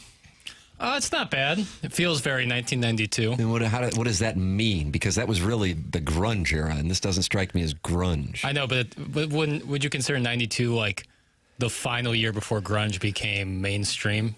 I would respectfully disagree. I would say 1990 more in that line. I only say that because this is when 1992 is when Smells Like Teen Spirit came out, and I felt like that was the hit that pushed it into. But Doug, wouldn't you say that Pearl Jam and Soundgarden and Stone Temple Pilots had kind of emerged before, even though Nirvana may be the face of the grunge era? Yeah, I was going to say that right before you did. Right. So, yeah. And then what was the musical style that pushed grunge out of the mainstream? Doug, would that be... Probably decent music. That'd be like a return to electronic music, maybe? Well, I mean, I think Backstreet Boys, 98 Degrees, NSYNC. Yeah. So boy bands is kind of what pushed grunge out. That's a big shift. Aggressive. I think country music became more mainline, too, at that time. In the late 90s? It feels like it, yeah, with Garth Brooks and people like that. Sure. Mr. Big had Paul Gilbert on guitar and Billy Sheehan on bass, who are ripping players, musicians. That's from Major Stronzo. Okay, Major. I don't think he's a major at all. Doug, 91 was when grunge hit. That's from Stepdad Gary. Okay, well, you said 90, not me. I didn't know. Doug, what's 90 was the last year before grunge became. Yeah. So therefore, Stepdad Gary and I are in the same page. Okay. Doug is a musician's musician, kind of like making a hockey trade. Ooh. Or that was a great baseball play. Yeah, I don't care for it. Doug, what about Linkin Park, Limp Bizkit, and Karn? That's from Ben Griffey. Limp Bizkit wouldn't be considered grunge, would they? That's rap rock, But isn't that it? rap rock, if you want to call it that, was what I think was probably more so if you wanted to stay in line with rock than like the boy bands. Right. And then Eminem would have came to Doug Marshall Mathers in the late 90s as well, probably. Then he worked with Dr. Dre. Yeah. Probably pushed grunge out a little bit. Those are the bands that push grunge out, according to Ben Griffey. This guy knows his stuff. I like a little music history talk. Nevermind was Nirvana's third album. Nice try, Zoomer. That's from Heiser House Hooligan. But would it be safe to say that Smells Like Teen Spirit was like the hit that put them as like a very mainstream band, despite it being their third album? I don't know. I'm asking. That's fine. You seem like you're coming from a place of curiosity and not judgment, and that's a celebration of Ted Lasso? Yeah, I so often come from a place of curiosity. I would agree that they became the face of grunge. Okay. And Smells Like Teen Spirit was released in 91, according to Uncle Wally's Plastic Ear. I'm seeing it as a... Felt like it exploded in 92, came out in 91. All right, fair enough. I think. It was a nice plastic ear that Uncle Wally would get. You wouldn't even notice that it was... Couldn't tell which ear it was. Nice. Was it, I assume, detachable? Well, I guess you could pull it off if you wanted, but you didn't want to. Yeah. I agree with Doug that Sean Colvin and Paula Cole killed grunge, introduced a new era of Sappho's. That's from the Birthday Hawk. Okay. Paula Cole was Peter Gabriel's backup singer. Am I right on that? I don't know. Where have all She the had cowboys? Dawson's Creek. Yeah, Dawson's Creek. I don't want to wait. And Jackson, you love Dawson's Creek as little Judy Suckins calls you Dawson's Creek. Why? I don't know. I get hit with that a lot. That you're called Dawson's Creek? Yeah, I've never seen an episode. Was Sean Colvin's Sonny Came Home? That's correct. That's That's the end of the line of questions. I don't know. But that is correct. And I think she won a Grammy, didn't she, Doug? I don't know. Guys, I saw Fred Durst at the Hot Shots on 94. That's from Percy Blumpkin. How about that? That I could buy. What do you mean? I could see that. Couldn't you? There's a Hot Shots on 94? Yeah, I think we've done shows from there. The one there, there's one in Wentzville. We were there. There's that one where you're like halfway to Columbia and you're like, oh my God, is that a Hot Shots? Oh, that's 94. Yeah, it's kind of in a strip mall there. Yeah. Okay. Limp Bizkit was new metal, spelled N-U. That's from Andrew Cunningham, 3838, in the Form Energy YouTube chat. All right. Felt like rap rock. New metal, according to Andrew Cunningham. Sounds good to me. I haven't listened to much of it. Tim, Riz just got done talking with a couple who makes spicy content on TLC. The chairman could probably still catch them down the hall. You're welcome. That's from Doug's shower squeegee. Yeah, when Rafe Williams dropped by after the morning after yesterday, he said that show that is on TLC. Has anybody seen it yet? No. Is it even out yet? I think maybe the debut episode is this week, or maybe was last night. I don't know. But we've had every one of those ladies in studio, and including one of the husbands. Yeah. Some would say that they probably never make it to TLC without the launching pad that it is the morning after, on the HD2 era especially. So these folks have got their own show now. On TLC. On TLC. Yeah.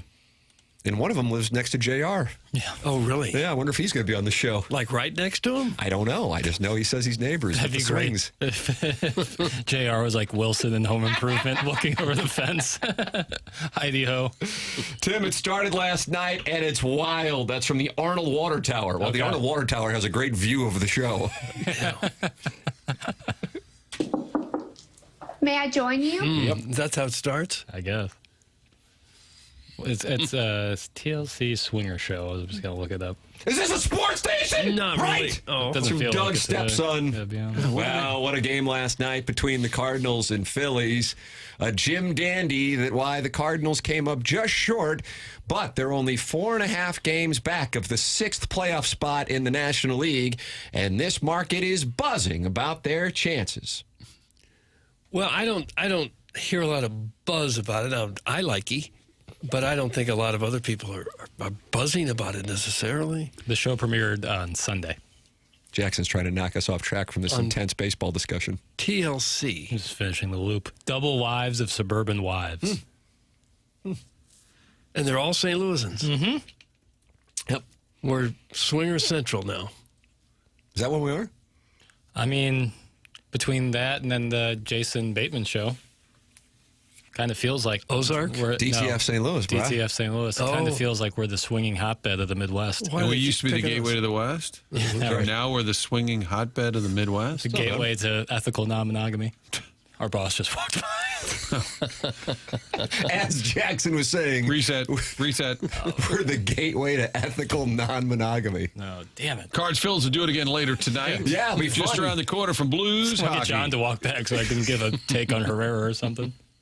10 for his last 19. He's eating up. What do you think?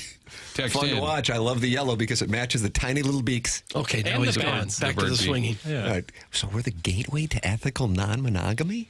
Is that right? Yeah. I didn't know that. You would probably think that it maybe be a coastal location, but it's right here at the intersection of the River de Pear and That's right. Mississippi? That's right. You know what the Midwest is? Young and restless. Nice. How about that, Doug? So somebody at TLC got wind of this going on because it made even the New York paper there for a while, didn't it? New York Post or whatever. That's right. That's So when it we went were in the New national. York Post. Yeah. Went Adriana national. Coppage came in studio. The And they teacher read it from, and said, we got to make a whole TV series out of it. Yep. I mean, it is an interest, like, if you're talking about like reality TV, and so I would say that's pretty good for it. Yeah. Plus, swinging and all that stuff is in vogue, or hot right now. I don't know if it is. It's hot about people talking about it. Right, Whether that's it's what I'm actually saying. Hot that it's happening But more that now than doesn't- ever. Who yeah, knows? that doesn't matter. Probably is. Everything else is happening more now than ever has before. New twist. They all have a pouch. Oh. One day it goes missing. That's one of the episodes? Yeah. And you wind up at your neighbor's house looking for it. And then Hello, swingers. I've seen that movie. you find out what the word is. Email in on what the word is the morning after at InsideSTL.com. That's the Design Air Heating and Cooling email of the day. It comes your way at approximately 9:45 here on TMA. Tim McKernan, Doug Vaughn, Martin Kilcoyne with you on the program. Little Jackie Papers on the ones and twos. Chairman Kurt is the filter on the Callier and Thompson phone lines and the Design Air Heating and Cooling email of the day. Doug, it's almost ball season, and we are ball knowers, aren't we? Well, I don't know. I guess we should be. So they're not happy with Kyle Whittingham in Ann Arbor already, and the man hasn't coached a game. What's he done? Jackson, were you aware of this before I sent you this audio yesterday? I remember vaguely he said something to the effect of, like, I don't really hate Ohio State. Oh. And, like, hate is a strong word. Because Kyle Whittingham does seem like a good man.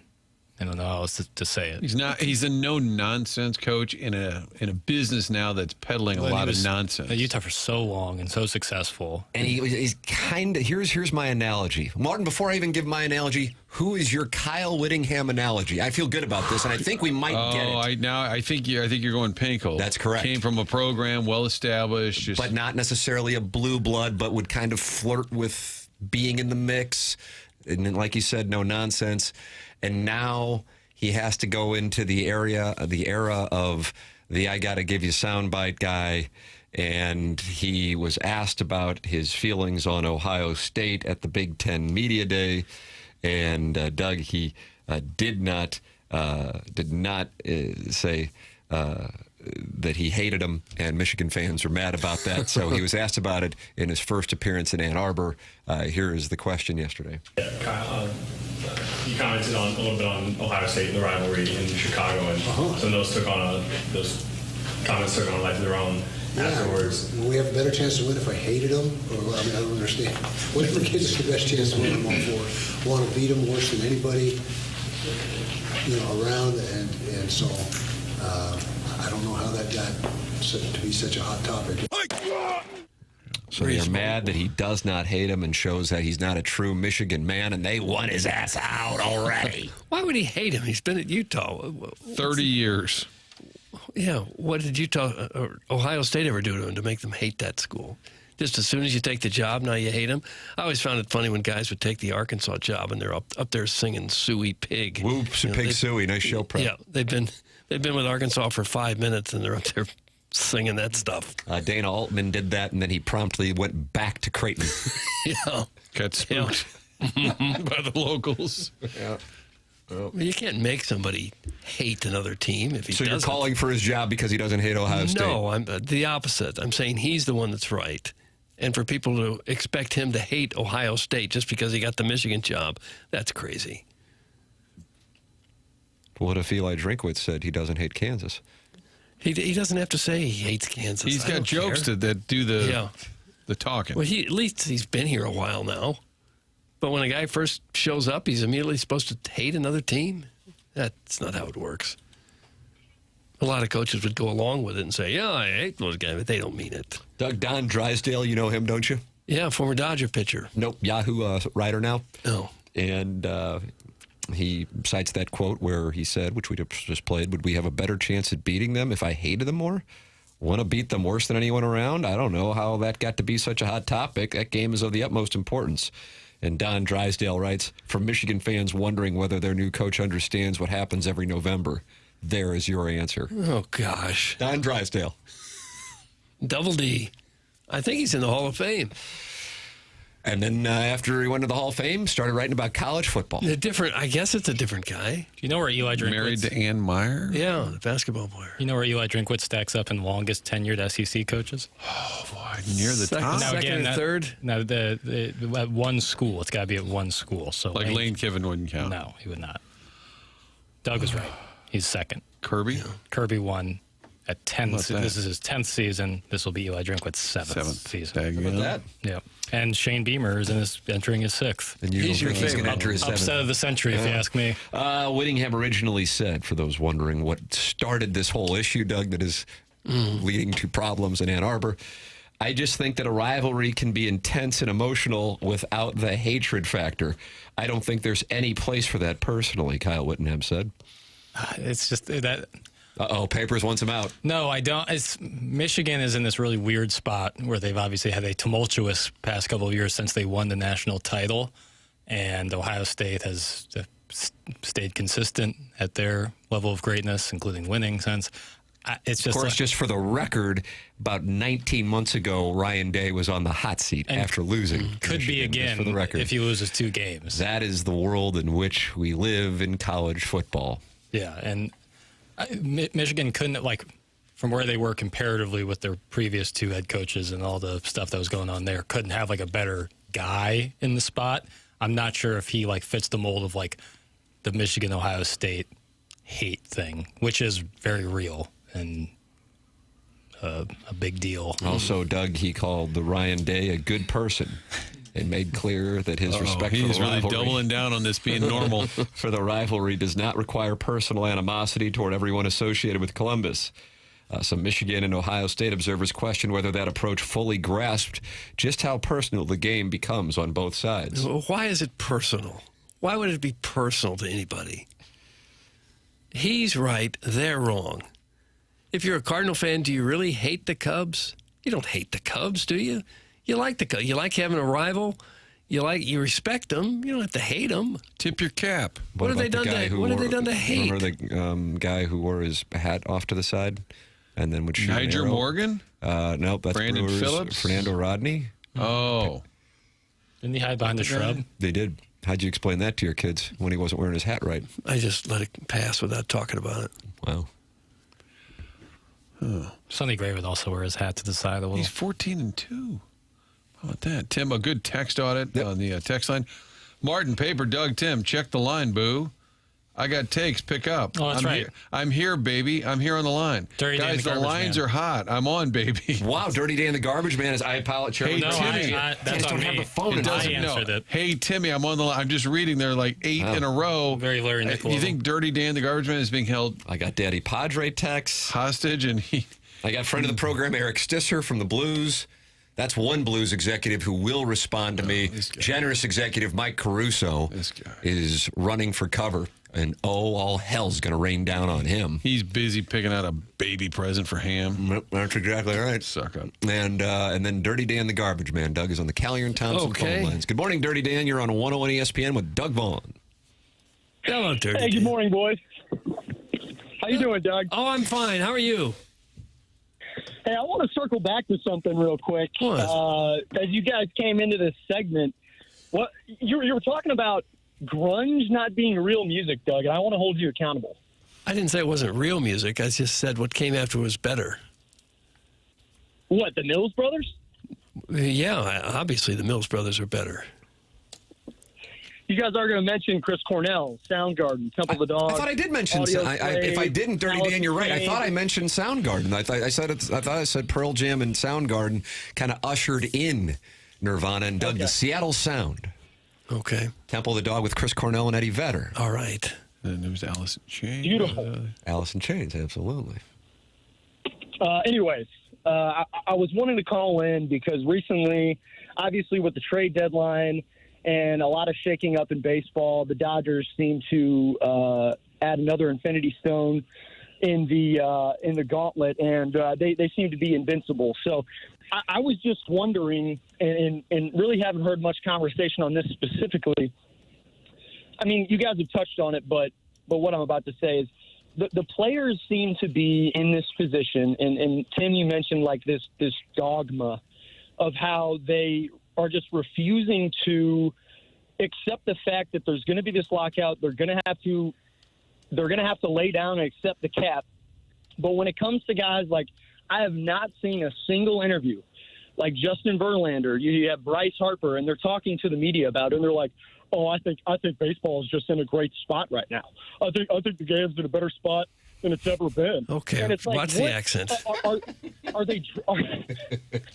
Dirty Dan does voices. I like that. Are they drunk? I don't get it. Okay, so this is what's under your craw, Dirty Dan? Yeah, it's frustrating to me because all these guys are like multi-bajillionaires, and I understand the rich are going to get richer from the owner's perspective, but like, okay, instead of making $40 million, you're going to have to take a cut and go to $30 million. Sorry, Bryce Harper, but how can they objectively look at the game and be like, oh yeah, the Dodgers having every all-star that ever existed is good? I think when they say the game's in a good spot, they're pointing at revenue, attendance, TV ratings, things of that nature. I believe is what the talking point right now is. Hey, the game's in a great spot. It's because of those factors. Okay, I guess. Well, I think the players probably care more about their own personal contracts than who wins the World Series. Well, right. No, I get that, but let me float you this idea here, Doug. Let me float you something. Okay. He's going to float you something, Doug. Are you okay? Yes. We floated to him in that voice, if you would. So imagine you're Brian Torres, okay, and you've just been grinding in the minor leagues for 10 years of your adult life, right? Sleeping on couches, eating Lunchables, and you get a shot. I mean, you get a golden opportunity. Your time has come. Chaim's giving you the call. And, sorry, Bryce Harper wants to make $45 million. Keep your mouth shut, Brian. You still there? Yeah, and I think, Doug, you've talked about that the top earners kind of dictate the entire narrative. And what if the rank and file, Doug, came together and said, you know, we're fine with this. We like this. Our salaries are going way up. Yeah, I think they should. I think I've said it before. I think the owners ought to raise the minimum salary considerably, maybe double it even, and then maybe they'd get the votes of a large percentage of major league players out there. Yeah. Dirty Dan, do you have any garbage to tend to? Or Tim says you write the checks. We're trying to determine. My theory is that you are not necessarily actively, removing the garbage, but you might be in a management or ownership capacity. That's my theory, Dirty Dan, the garbage man. Well, the thing is, I don't know who your inside source is, and maybe I just sound like a familiar guy, but I got to come clean here on air. I'll just get it out there. I'm not a garbage man. Oh, wow, no. Wow, Doug. Who's picking up the refuge? You see how this looks, right? Wow. Well, what do you do? Well, Doug, the name was an alias so that I didn't really have to give personal information. That's what we want, though. Kind of has a Jeff Ablin sound to him. Ablin? Yeah. Doug, I'm an engineer. Are you really? I am. Yes. So my inside source saying that you worked in the Soprano family business and also a hell of a hockey player. Soft mitts, I was told. So, yeah, is not accurate. Well, no, I do not work in the Soprano family business. I have started to learn how to play hockey at the ripe old age of 24 years old. I'm a baseball, football guy, but no, your source, I'm not sure, Tim. Wow, okay. And we had you as either Chaminade or Marquette. That's right, yeah. No, not a private. Not a private. Well, Marquette would be. Well, what high school is I it? remind my wife of that all the time. So we can judge you. I'm not going to give you specifics. I'll give you district. I was a Zumwalt guy. Oh, you Hoosier. Zumwalt guy. Well, who are you, Doug? You're in Kirkwood. You're on your high horse judging me. Mm-hmm. Yeah. Well, you're doing your best. Okay, you can move at some point. And he was performative at one point, Papers, and then now you believe. No, Papers from the beginning believed in Dirty Dan the Garbage Man. Yeah, and my belief has never wavered. Yeah. Yeah, I mean, I hate to disappoint, but I couldn't. I had to come clean. I'm sorry. That's fine. I'm still a big fan. And Paper, I'm buying late. Papers was buying you from the very beginning. You bought low. Yeah, look at me. I believe Papers was the one who called Zumwalt when I originally called in. It's weird. You have every single, you have read me exactly, and it's odd. Nice job, Papers. It's not my first rodeo. You guys grab a bevy at some point. Oh. Meet up. Dirty Dan the Garbage Man, anything else? That's all I had, boys. Sorry, I wanted to really workshop that with you. I didn't get a whole lot there, just me a whole lot from the dance, yep. Right? I was trying to go back and forth, but that's what I got. So there you go. Dirty Dan the Garbage Man, right there, Doug. Good, Dan. And he has acknowledged that he is not in the waste management industry and is a product of St. Charles County. Strong call. Engineer, though. So he'll do I was told over the weekend by some of my friends, TMA is now a confessional. So if you got something you got to get off your chest, we dealt with that Friday in a significant way. Yeah. And now Dirty Dan, the Garbage Man, he's come clean. Yeah. Eggs in the pouch has been addressed. That's right. Larry Nickel, Danhausen. The Tuesday confession. There's some good confessionals in Sopranos. What are you thinking of their papers without spoiling it for Chairman Kurt? Well, I think Edie Falco takes a visit with the priest who was. Yeah, that guy bothers me. His kink was like ricotta cheese or something. Doug, that's a kink. He was like always like whenever you'd eat, it was like very tantric. And I always found that odd. Yeah, I would too. Mm-hmm. Well, you're right there. You're getting close to kink shaming. Well, I kink shame. Just because it's the kind of cheese that he likes? Yeah, I don't know. It's Now not I'm kind of really a hungry. kink. Kind of hungry now. So that is your kink too. It's interesting. I want a veal parm. Oh, is that right? Yeah. What, from Grassi's? That would certainly suffice. You ever have them fries with the seasonings there? Yeah, the fries there are good. How about Potbellies? It's right around the corner here. They don't make a veal parm though. They don't? No. Well, that's out then. Right. I like to get the meatball there from Grassi's, and I get the fries. That's a good play. Family loves it. All right, Doug. Get the salad with the olives or out without the olives? Without for me, please. Yeah, I don't care. I like the olives. Do you like olives? 314-974-0101. That's how you can call. Call them out of Kilcoyne over here. Doug, my kink is the burrata at Louis. That's from Crestwood Coyote. What would that be? Cheese. It's like a mozzarella adjacent. Okay. Yeah, you might remember Artie Bucco serving it to Carmela and Roe and saying, do you want some burrata? It's got a bit of a nut flavor. Okay. Well, that's not a kink. That's just choosing what cheese you like. Sometimes with the food in Sopranos, it gets really weird. It gets real hot. What about when Artie Bucco made his play for Dre De Matteo? Not great. He put the earring in. Yeah. Felt like I was at Harry's in 2002. Not great. And then he tried to kind of size up Moltisanti, who was a wild card at the time, chipping. Have you ever taken on a mob boss? Call in 314-974-0101. Would you like to reveal that you're not in waste management? 314-974-0101. Yeah, and we'll believe you. Have you ever met someone you thought was in the mob or knew was in the mob? Good time to discuss it right here. Public airways. Yeah. Cat always said he thought someone, like one of his neighbors. Yeah. Oh, is that right? Yeah. Yeah, was an enforcer. Then he always tell the story. He's like, then I threw the bat at him. Yeah, he had a bat. He was going to come at me. That was his New York days. 314-399-9646 is how you can text in. Then you got that Form Energy YouTube chat, and they're hanging out in there, Doug. That is Mr. Seawalk, the SoCo Ho, Walrus King, Ted Gann, and the eggplant emoji. They're all in there, and they're talking it over while watching the program. The program's called The Morning After. It's presented to you by Brown and Crouppen on 101 ESPN.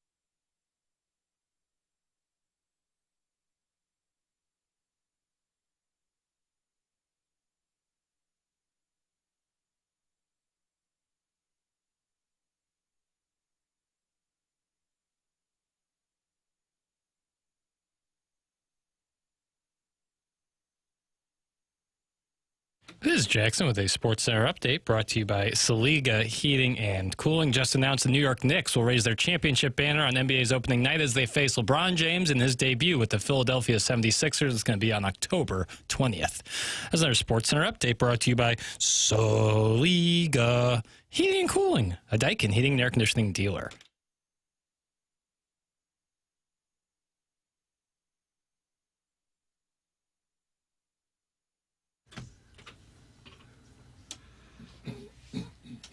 Woke up this morning. You hear me harmonizing? I heard a little of that, yeah.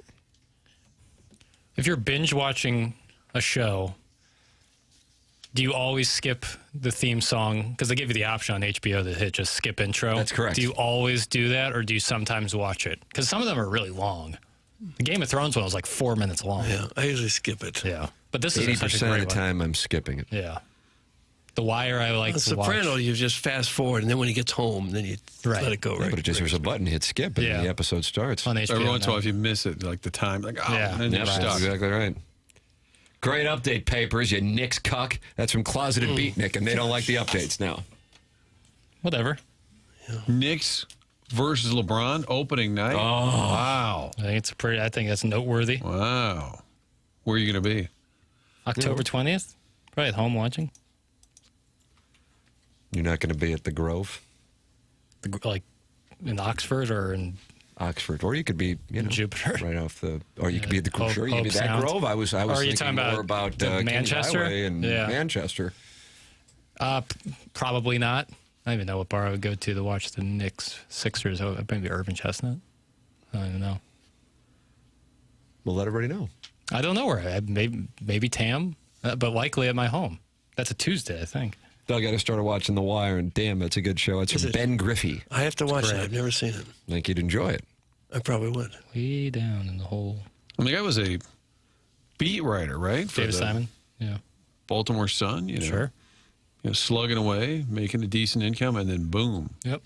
Wrote the show with some cops and detectives as well to aid him. Mad Men's the GOAT. That's from the TMA Reddit Insider. Love it, but it doesn't top Sopranos or The Wire for me. Okay, then what's your Mount Rushmore? Go.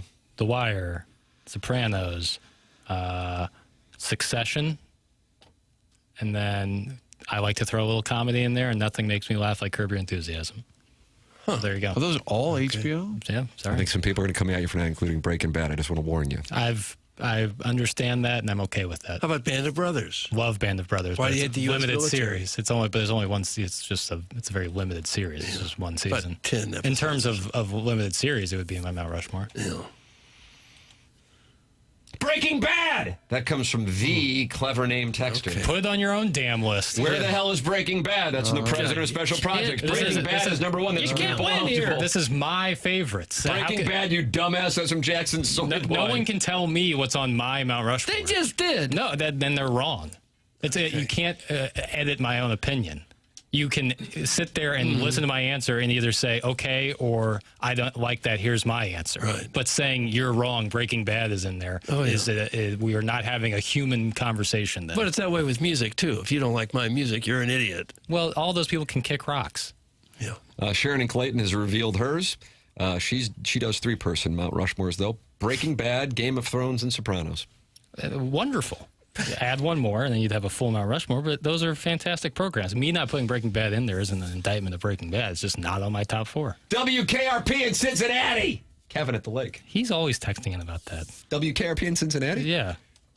He texted that in the other day. I remember seeing it in my odyssey of changing text names. Where do you have the Jeffersons on your Mount Rushmore? Not on there? No, most 76 sitcoms don't make Happy my Days. list. Yeah, right. Doug Papers only likes the scenes in Band of Brothers when the Germans win the battles. That's from the Worst and Wins Wacko. Is that the... That's surprising. Yeah, right. That's right. Of course, I pray on Saturdays, but I root for the Germans and Band of Brothers. Good one. Go back to the hair clinic! Dirty Chewbacca. God. Just because you like the TV show more than another one. Yeah. They're claiming all you were of the rooting, ones you picked are rooting for the heralded Germans. Right. Because Would be you on didn't most critics' A young top. Jewish man rooting for the Germans in Band of Brothers. just because you didn't put Breaking Bad on your Mount Rushmore. That's right. It all makes sense. It does when you break it down. Doug, I don't know what the hell's going on in the Forum Energy YouTube chat, but the first thing I saw was Chairman Kurtz say we could meet in Francis Park, throw a projection screen on the wall at the b-ball court, and binge watch shows together on blankets. We don't need to do that. Hot day like today. You would do that. Somebody in the Forum Energy YouTube chat, it was Mr. Seawalk, said, let's start a TMA show club instead of a book club. I like that. And we could all do that over at the handball courts? Yeah, so when the weather cools There's been some digital play there before, huh? Again, most likely. But yeah, we throw down some blankies, I'll bring some snacks, and we can watch shows. And guys will come in their pajamas and just settle in. Girls, too. Oh, there's no girls listening to this. Papers, you could have a film festival over there. That's nice. First run. That'd be fun. You could host it. Sounds good. Right by Curate my it. parents, so Roderick can use the bathroom. Yeah. Open seating. And have people yell at you for being a German sympathizer in World War II. I kind of like this idea. I'm on board. Are there still any drive-in theaters in the area? There's one in Illinois. Belleville, right? Yeah.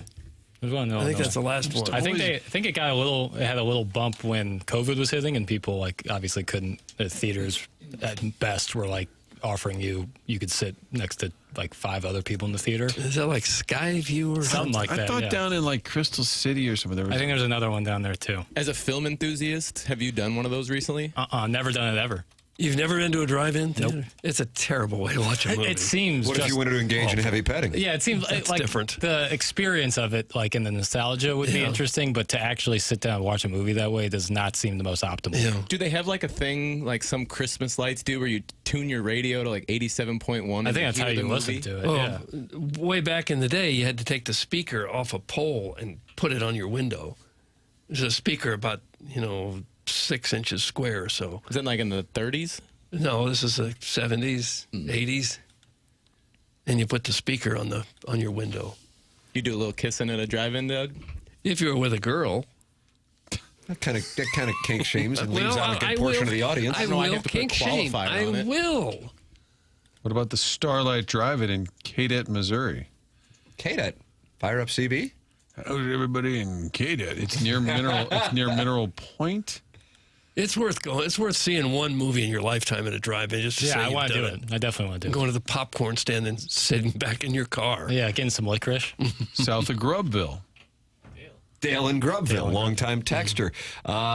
Daddy Padre says, I'll donate the Snick Snacks, Chairman. That's from Daddy Padre for this Francis Park TMA show club that we're opening up. Do we have to talk to the city of St. Louis? We should have brought this up with Mayor Spencer when she was in. Ask forgiveness, not permission. We could probably bribe somebody. All right. Well, I guess we're going to do that. What do you guys want to do that today? Yeah, what show will we 2 start p.m.? with? Different Strokes? Different Strokes is where we'll start. Nice. Okay. Oh, we'll do the one with the Gordon jump in the bike store. Aren't those 22-minute episodes? Gonna have to backfill. That'd be plenty. 22 minutes would be plenty. Because we're going to be on blankets eating food from Cardinal Vending? The walruses that'll show up, they'll get so hungry, they won't be able to sit there longer than 20 minutes. Well, that's where Cardinal Vending comes into play. Family owned and operated with 3 generations working in the business, proudly serving the St. Louis area since 1987, and one of them's a Stanley Cup winner, Daddy Padre. If your office break room could use an upgrade, Cardinal Vending can help. Check them out at cardinalvending.net or call 636-343-8866. That's cardinalvending.net. It's no longer just traditional vending machines. Cardinal Vending offers full-service vending, modern self-checkout micro markets, AI smart coolers, and premium office coffee service. They can convert your existing break room into a modern micro market at no cost to your company. Think about how great it would be to walk into your break room and have healthy options, along with the other stuff if you want. Hey, they can do both, but they take care of it, and it's an easier checkout process. It's a family business. Daddy Padre and his family, cardinalvending.net. That's cardinalvending.net. They're local, responsive, and committed outstanding customer service. Cardinalvending.net. 636-343-8866. Doug, these Collier and Thompson phone lines, we said they'd be active today, and John Rice /Troublemaker is on the line right now to continue the theme. John, good morning. You're on 101 ESPN. How you guys doing? Oh, we're fine, John. How are you? Great. Doug, first of all, I want to say hey, congratulations on the grandbaby coming today. Well, thank you very much. Have you gotten It's word exciting. on that? No, Still in delay? They're heading up there to get it done now. That's awesome. I'm happy for you, man. Well, thank you. Thank you. Yeah, That doesn't sound like a troublemaker to me, calling in to wish Doug well. Sounds like a wonderful gentleman. You know, with the drive-ins, we still have one down here in the Cape area. It's about 20 miles south of Cape in Chaffee. They still have a drive-in theater. Oh, do you go there a lot? I have never been there. No. Never been. I went to one. I'll show my age. I went to one in '77. I saw the original Star Wars there when I was 6 years old. And, nice. I never experienced. I got hit by a bumblebee. He come through our window and hit me. So. That's show my age here. But This might be the folksiest story I've ever heard in my life. Did it hit you or sting you? Well, it stung me. It got hit me and stung me. However you want to say it. But yeah, but that's a traumatic experience. I remember my driving experience. But anyway, I went to the game last night. Going in thinking, okay, we're gonna get this guy Painter pitching. I never heard of him. He's 1-8, 6.48 ERA. We should shell this guy. He no hits us for 5 innings. And of course we make a rally there in the eighth, down 6-2. We score 3 and. Fermin's hit, I figured, okay, that's going to tie us up. They send Walker home. They held Wynn at third. He ends up getting stranded there because Crooks strikes out. Torres pops up. A lot of people sitting around me, they couldn't believe they didn't send Wynn on that hit. What do you guys think about that? Doug brought that up earlier, and we're pointing out Wynn's got good speed. Crooks is the guy coming up next. Only one out maybe affected it. If you watch it close, it's not a for sure, but it could have made a play of it maybe. Yeah. I That think was he would have a made critical it. point. Yeah, but it was really surprising. It's been like this for a long time. We see these pitchers come up with like a guy with a 1-8 record. On paper, you think we're going to shell this guy, but we just can't hit those kind of pitchers. What? I don't understand that. Well, they've struggled against a lot of different type of pitching this year. Offense has not been their strong suit. Yeah. And one thing I was just going to point out, and I'll let you guys go. You were talking yesterday about how the heat is so bad, at Busch Stadium. We experienced that last night. But one thing I say about Busch, they do take care of the fans. They let you bring water and drinks in. They got big water stations scattered out at the stadium, so they do take care of you there. So that's they do. You're right about that. And then I'm going back again tomorrow, so that'd be my little day game. That'd be my 19th game of the year. I get tickets for 4 more. I have 24 by the time the game season's over. So. Wow. And you drive back and forth all the time? I drive back and forth most of the time. We got up there last night. Me and the wife got home about 1, and I'm off tomorrow, so me and my daughter's going up. We'll go up and watch the game and come back. So, are you a Blues fan as well? College football, MLS, NASCAR. I go to at least one game. I don't do NASCAR, but I do watch at least one Battlehawks game every year. Try to catch a couple Blues games. Of course, I'm a diehard sports fan down here at SEMO. I got season tickets for the Cardinals, the SEMO football, baseball, basketball. So, that's my escape from reality. I have to get off a day off work and I go watch a ball game. What's that ride from? Is it under 2 to get here from Cape? It's about, from my driveway to the parking garage, about an hour and 45 minutes. Hour and 45 minutes. There you go. That's not too bad, but still a hike. Especially on the way home, it's probably gets long. It's not too bad. So that's my passion. It's Cardinal baseball, so that's why I live for it. So I'm missing it next year the way it looks. We may not have any games, so try to get as many games as I can this year. We'll probably go to a few trips to Memphis next year to make up for it. Watch the Redbirds. All right. Well, John, do you kill the time on the commute by listening to old episodes of TMA? I do sometimes. I go back and listen to it. You were kidding, weren't you? I was Their endorsement of Jackson wow. Skeleton. He just tipped his cap. To you. So, no, you guys put on a good show. I always enjoy watching you guys. Most of the time I get a chance to see the whole show because I work from home for jury, and I'm on the phone taking calls. I was off today, and I got a different shift. I'm working later tonight. A different shift, Doug. But most of the time I got the TV on while I'm taking calls, so I catch a few minutes here and there. I'll go back and listen to parts of replay and see if there's something I've missed I need to listen to. But no, you guys put on a fun show. I enjoy it. You got the sports, you got the comedy. It's a great mix. So you guys do a great job. I appreciate you. Well, thanks, John Rice. How can he be a troublemaker? Come on, Jackson, you got to get that putt back. Cardinals are lucky to have fans like him. I think it's a badass nickname. John Rice, troublemaker. Yeah, it's like a WWE. It's like an old West gunslinger. Oh boy, here comes the troublemaker. I like He's that, from actually. outside of town, isn't he? He went right into character. Thank you, John. John Rice, Doug, troublemaker. I take for granted sometimes that I can go from my house to Busch Stadium in about 20 minutes, 25 tops. Well, when you take God's highway. And the Blues game, to think that watching professional sports is that convenient. And there's a lot of people willing to drive almost 2 hours one way to get there. Ask John how many St. Charles fans were towed away on the flatbed because they drank too many Diet Cokes instead of water last night. That's from the TMA Reddit Insider.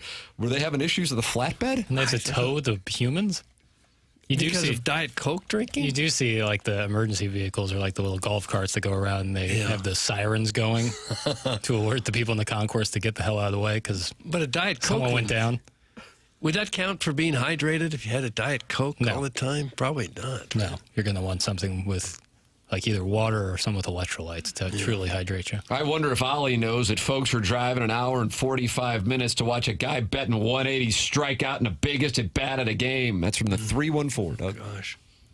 It's not really on Ollie how far you have to drive to get there. He can control a lot, but not that. What if the heckler was saying that? I drove an hour and 45 minutes. I don't see Crooks' ass up there. Tim, do you want the most producer Joe response? Is it his birthday? I texted and said, is it your birthday today? His response, it is. Why? I kind of wanted to know, and then I would wish you the best. Why? Absolutely. Like, what's it? Why didn't he say, what's it to you? We wanted to give you a proper TMA birthday salute, and maybe we'll send out a prize pack. Oh, wow. Doug, producer Joe, celebrating a birthday here, part of the TMA family tree, the original producer. But if you do TMA trivia, he was not on day one. Martin, he was wrapping up his landscaping gig in Atlanta. And then he got the call up to St. Louis Sports Talk Radio at 590 The Fan, KFNS. I'm picturing him with a weed eater. Hey, Pelosi. Pelosi. It's a guy in St. Louis. Says you can do radio. Just kidding. Yep, that was the producer, Doug. How'd they find him? How'd they find him doing yard work? I honestly don't. Some connection to the big league fellas. Okay.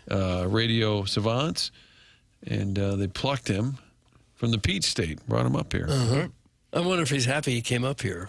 Well, now he said, I said we were going to give you a special salute, and he said, well, that's awfully kind of you. Okay, now it's turn. How about this guy? All right. How about this guy? Prod Joe, friend of the show. It'd be kind of funny if he was on the same day Iggy was on. Oh, maybe Iggy can give him a birthday shout out. And then they can bond, Doug, and we can heal that wound. That 6-minute video on Facebook. What would Joey P be, about 47-ish? Yep. Trying to think. I think I'm 2 years older than him. That producer, Joe. Wonder if he still has that landing strip. Could you text him that? I'm going to ask him. Yeah, do text. I don't know if I've ever asked anybody that before. Much less a gentleman. Hey, you can email in on your landing strip the morning after at InsideSTL.com, and you're competing for the Design Air Heating and Cooling email of the day, the morning after at InsideSTL.com. It is 9:33 in St. Louis. The time check brought to you by Clarkson Jewelers, an officially licensed Rolex jeweler. Get involved on the program by texting in, by calling in, by opening up your YouTube app, subscribing to the TMA STL YouTube channel, and, of course, emailing in for our Design Air Heating and Cooling email of the day, which is coming up in a matter of moments. Doug, you tell anybody about Design Air Heating and Cooling? Well, these are the guys that you want to call if you have any kind of problem with your air conditioner right now. I had the raw-boned and brawny and laser-focused Clint out at my house just last week, working to get that second level cooler than it normally is. Design Air, they've seen it all. They've been in business since 1904. They've got a fabulous stable of technicians. Many have been with them for many, many years, and they just do fantastic work. As I said, they've seen it all. Air conditioning, furnace, there's nothing you can throw at them that they can't handle. They've seen it all before, and they have fixed it all. At Design Air, they believe in honest work. You're not going to be sold something that you don't need, so whether you're dealing with the heat as we are now or the cold when that season rolls around, they've got your back. With dependable service and no pressure solutions, ask them about their maintenance plan where they come out once a year and make sure that your equipment is ready to go when the weather gets severe. Visit DesignAirService.com. Schedule your service today. Design Air is comfort you can count on since 1904. And, of course, as always, home of the handsome repairman. It's not just the raw-boned Clint. There's also the dashing Steve, the bolding, daring Adam. We heard about War Scoot Scott earlier today. Design Air brings the heat. Yeah, Scott came out to Vinny's place yesterday, saved the day. They brought home a 3-day-old baby girl, and there was Scott saving a day in a matter of minutes. That's how they do it. I'm telling you, it's Design Air Heating and Cooling, and if you run into issues with your HVAC system, you are going to have issues with how hot it is here over the next couple of weeks in St. Louis. So go to designairservice.com. They'll be out there quick. They'll take care of it. No upselling, and you're good to go. Send your emails in for the Design Air Heating and Cooling email today, the morning after, at InsideSTL.com. This is TMA 101 ESPN.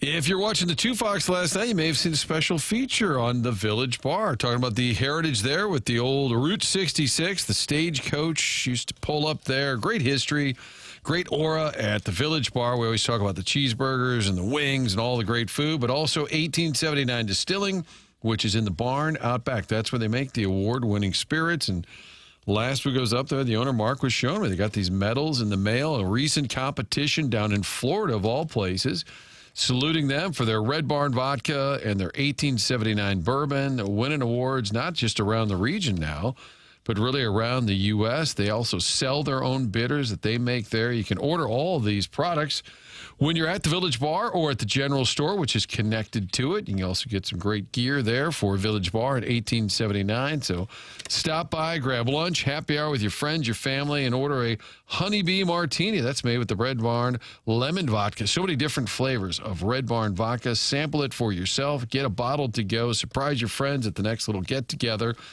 Winning those awards, and all of it started right in back inside the barn. It's 1879distilling.com. You can read more about the history and also about the award-winning products, the premium rye, the premium bourbon, and that Havana dark rum. All these great products, all part of the fun at the Village Bar, 1879distilling.com.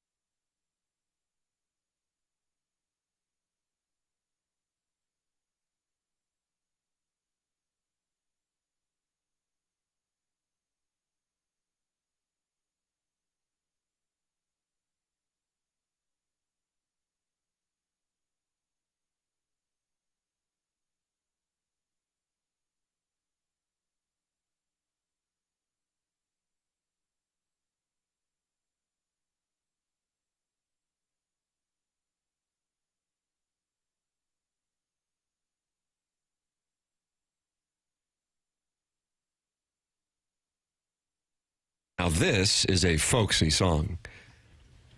Do we have headphones for Terry? Because I bet you'd enjoy this. So Terry Croupen's in studio, Doug. I don't know if you saw him. He's right there next to you. Hi, everybody. Hello, Terry. Got a folksy song on here, talking baseball in St. Lou. Oh. Yeah, I had a feeling you liked that one. Do you remember Rip Rapolsky? Martin Rip Rapolsky. No. You don't really? I don't. Well, I'm sorry to offend. I don't. Really?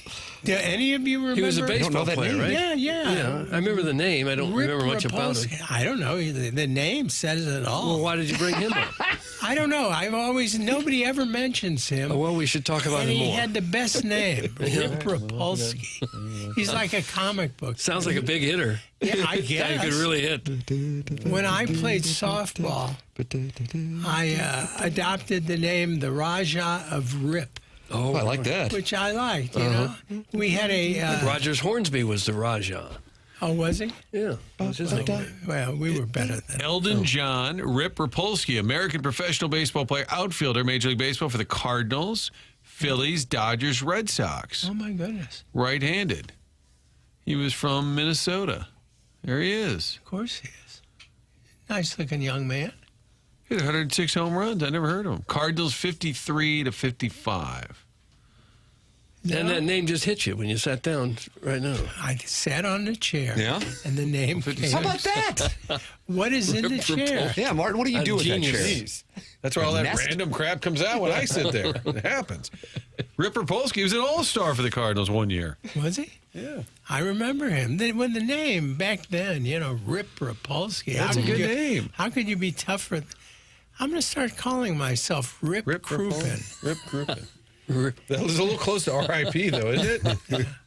Thank you for that. Well, I mean, not to be morbid. God, you hit McGreevy with the salad thing, and now you hit our title sponsor. Oh, you mean this is not the first time? This is what Martin does. This is who he is, Terry. My brand is to offend. And you think that's funny? No, I don't. I don't. No, I can see on your face you're smiling. Of course. No, I'm thinking of other people who've put me in my place as well. I remember Mosaic said one time, maybe you should try out a new shtick. And I was like, it's fair. It's fair. Terry Crouppen is in studio, and you have a shirt. I don't know if it's visible on the YouTube. Do you want me to stand up? No, it's on. Jackson has moved the camera, and as opposed to Sons of Anarchy, it says Sons of Arthritis. That is what you have. Yeah. I'll tell you, that's the one thing. Everybody, my doctor told me, he said, he's a quizzical man. He said, what do you think is the number one problem with people your age? He says one of the biggest problems is overuse of ibuprofen. Really? Yes, because it works. It makes your back and everything that hurts stop hurting. And he said, I see more people with kidney issues from overusing ibuprofen. I love ibuprofen. Oh, do you? But it's bad for your kidneys, eh? Yeah. And the other one's bad for your liver. Acetaminophen. Yeah. What is it? Like Tylenol and such. Yeah, those kind of things. Yeah. And I once, did you ever hear of Celebrex? Celebrex was like a super ibuprofen. You literally felt 20 years better when you took it. Really? Yeah, and that gave you heart attacks. Oh, great. That's always something. Thank you, Let's guys. sue 'em. Did you find when you're around people your age, you have to really fight the urge to talk about your ailments? Because that's what everyone's got something going on. There's a restaurant in St. Louis called Lester's. Yeah, in Ladue. In The Ladue. great Lester Miller. Corned beef sandwich. Forget about it. Great place. Very nice people. Always crowded. Always crowded. And when I walk in there to meet 4 or 5 friends my age, I can never find them. There is everybody has great, everybody looks the same. Everybody. And so I actually go from table to table. And you can't tell. We all look the same. You approach the table and say, excuse me, did we go to high school together? Excuse me, do I know you? I'm a little more direct. Yeah, do you know me? Do you know me? Yeah, that's what I try, because I wear a name tag. There's that Crouppen guy again. He's wandering around. No, that's really... They've all got the same hair color. It's all thinning if they have anything at all. A lot of them have a beard, now. Uh-huh. They're all slightly overweight. Yeah. And they all look just beaten. beaten. Yeah, like life has just squeezed every bit of joy out of them. No, it really is true. Now, you were saying before we started our segment here, Terry, that when you hit 80, that is when the chickens come home to roost. It is. You know, if you smoked when you were younger and said, oh, I'll quit someday, and you didn't quit, but you kept up for a while, if you'd overeaten, stuff like that, you know, that's what I was at my cardiologist. And he's telling me maybe next year we'll give you another stress test. And I said, you know what? I don't want to wait a year. You know, if I may need one, give me a stress test. So I go and have a stress test. In the middle of the stress test, the guy comes in and said, your stress test's over. I said, how come? He said, doesn't look good. So that's Too much when stress. I felt the feathers of the birds coming home. My chickens. Yeah. You didn't see a bright light or anything that you wanted to walk to? But no, I mean, that's what happens. And then all of a sudden you go from just a fun guy until you're thinking, well, that's about it. You know, you're driving saying, how many more summers do I have? Yeah. And I have a granddaughter named Summer, so that I take all those I can get. So the lesson is enjoy your health while you have it. It is, and remember, if you live long enough, all the foolish things you did will come back to haunt you. What are your regrets? Were you a smoker? Give us some counsel. Did you smoke? No, not really. What did I do? I ate poorly.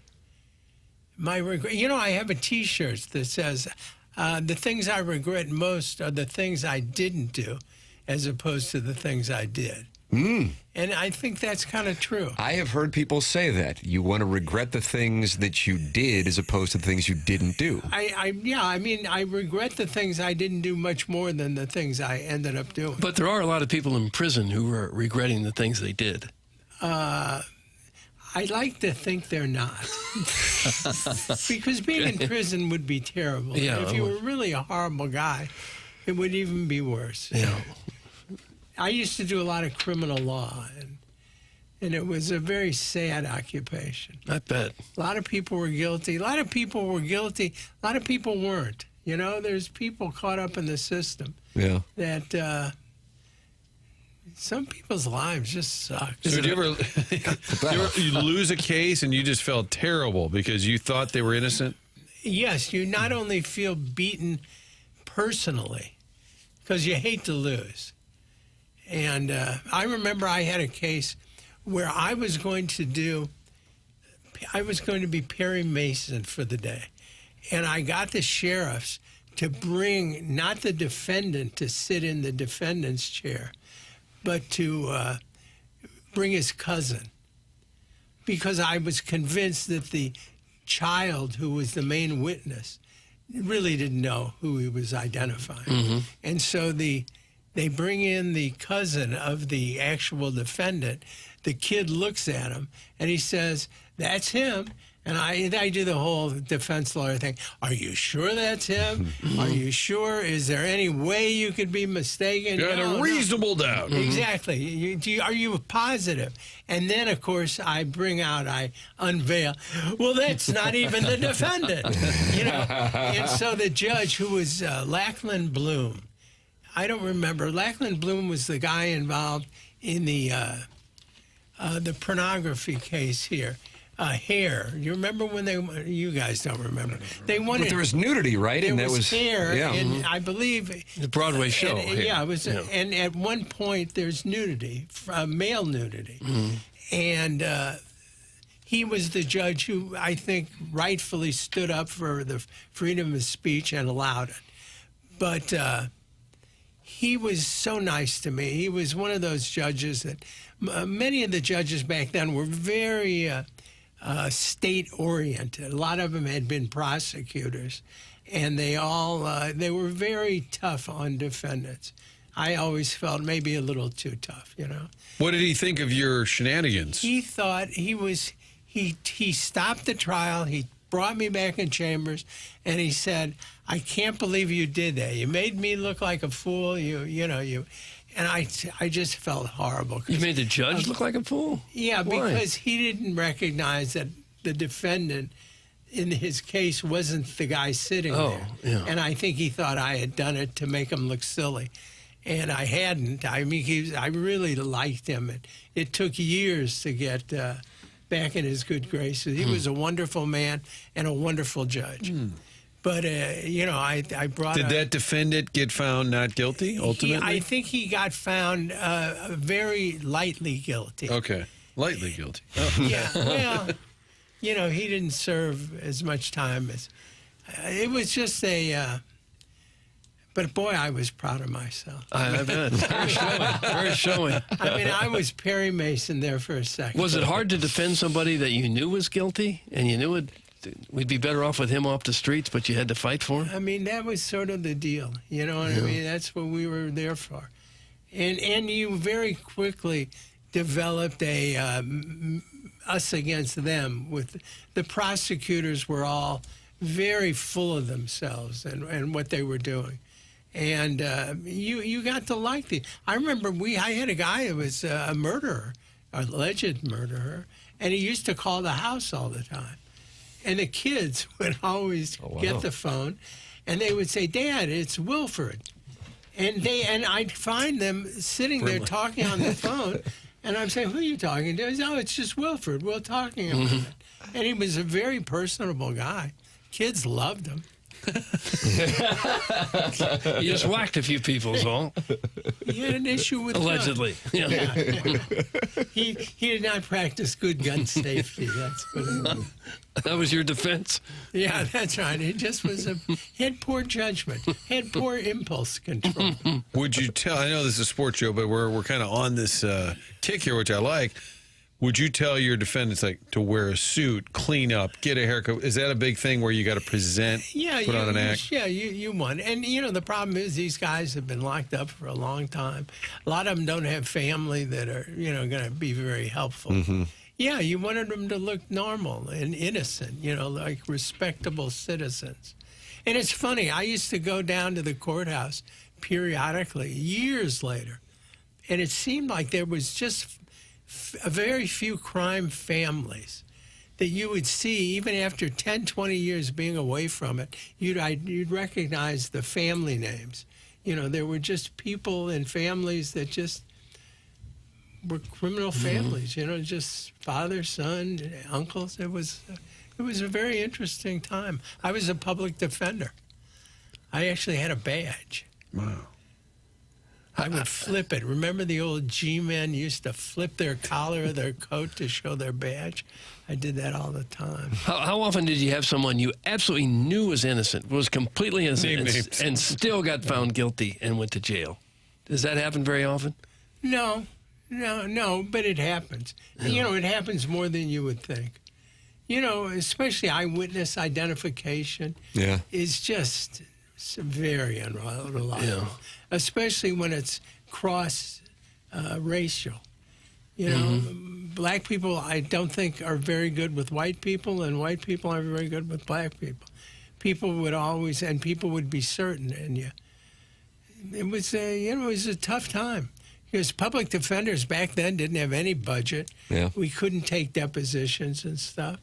And it was really by the seat of your pants, defending people that, frankly, when you first started, you probably shouldn't have been doing, It's a very, lot to it, and we would right out of law school. Terry, you should write a book. I think we may have said this before. Any chance you're writing a book? No. Okay. All right. No, but I Next. did. You ever see The Week, the magazine? It's called The Week? It's called The Week, and it's a news magazine, and it comes out weekly, as you might imagine. And they had an ad in there about a company. They will interview you several times and then write your autobiography. Okay. So for a lazy person, that's not. But that still had no appeal to you. No, I would love. No, you know what? I've been writing a screenplay for 40 years. Is that right? Yeah. And it's, I don't even know where it is anymore. But I thought it was, writing is interesting. Do you do any writing? Not as much as I'd like to. Writing that's my art.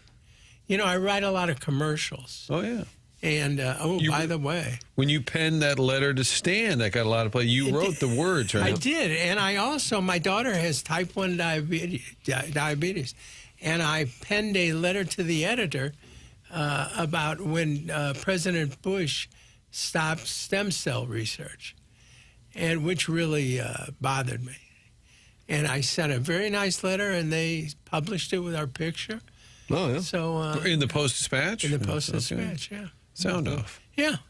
Yeah, I did that. Yeah. Yeah. You still send letters to friends or family? I should. Okay. Well, I just thought if you like to write. You know what? I have developed, thank you, God, a tremor in my, I don't write very well. Okay. Well, you got to type. Nobody actually writes anymore, right? Oh, I thought maybe you write. It affects my typing, too. You know, it's a wonderful thing, especially when you meet young women. There's something about a man with a tremor that they love that. Oh, love it. It's an aphrodisiac. I had no idea. Who knew? Terry Crouppen representing our title sponsor, Brown and Crouppen here. Yay for on Brown 101 ESPN. Ladies and gentlemen, the great Terry Crouppen. I always enjoy the stories. Bye, guys. Thank you, Terry. See ya. Appreciate it. That's Terry Crouppen. We'll talk more about Rip Rapolsky. Yeah, more Rip Rapolsky talk coming up. We'll also have the Design Air Heating and Cooling email of the day coming up on our presentation. That's coming up next. You can always email in the morning after at InsideSTL.com. It comes your way on the Polos Plus dossier. 100 West Dental. Dr. Brandon Pryor and 100 West Dental. He is the guy that we've been talking about for getting your smile back, but he can also help you get your sleep back. He treats sleep apnea with custom oral appliances, an alternative to a CPAP. So no mask, no machine for the right candidates. If you think you might have a sleep issue or you've already been diagnosed, they'll do a complimentary consultation to see if it's a fit. At least go get checked because bad sleep catches up with you. You're not performing at 100% if you're not sleeping right at work, in the gym, anywhere. You're not performing at 100%. So visit 100westdental.com. That's 100westdental.com, and go see Dr. Pryor. Can help with your sleep. How magical would that be? Dr. Brandon Pryor, 100 West Dental on Manchester in Baldwin. Design Air Heating and Cooling email today. Coming up next on the Polos Plus dossier, it's TMA 101 ESPN and the TMA STL YouTube channel from the Stiefel Studios.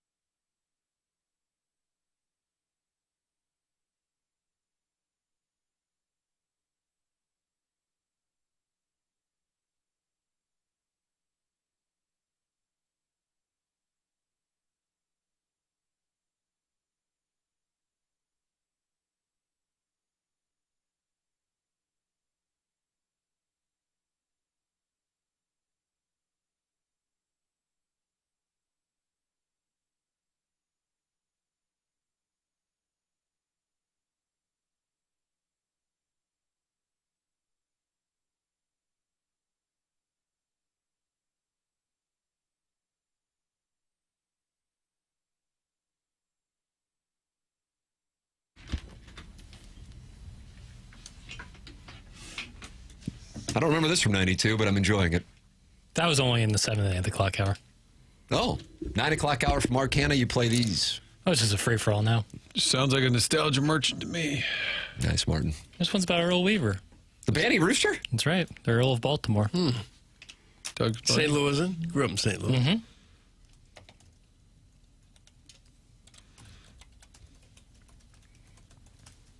An ode.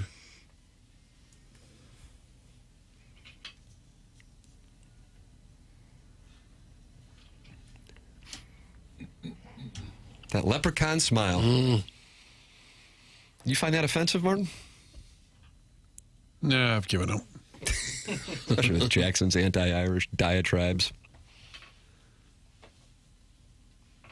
I've never heard. Is this an old song? Yeah, I never have either. I was kind of letting it wash over me. It's the same guy who sings Talking Baseball. That's what I figured. I recognized the voice. Terry Cashman. Yeah, I hear that, but I had never heard this song before. It's kind of a good one. I agree. Nice job, Papers. Thank you. Time for the Design Air Heating and Cooling email of the day. Beep, bop, diddly, boop. But he could also... Bop, bop, bop. Were you weaving in some Chris Hansen? Doug, huge congrats on the new grandbaby. Before you get too comfortable in that rocking chair, a few reminder do's and don'ts.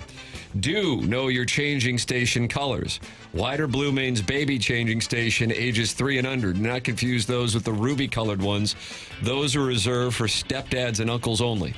Okay. Do keep hot takes in your back pocket strictly for emergencies, like getting the baby to sleep. If the hot take doesn't close the deal, pull up any QFTA where Tim is on a 20-minute heater. It works every time for ages 6 months to 55 years old. Okay, it's nice to know. Do get that baby's NIL paperwork filed ASAP. If you take too long, KG will have him lined up as a starting outside linebacker before the ink's dry on the birth certificate. Do remember to leave the breastfeeding to the mother, or on very rare occasion, a few of the whale listeners. No, they don't lactate. You might get a tingling urge to whip out those nerps just like in the 80s, but you must avoid it at all costs. Leave those for the listeners.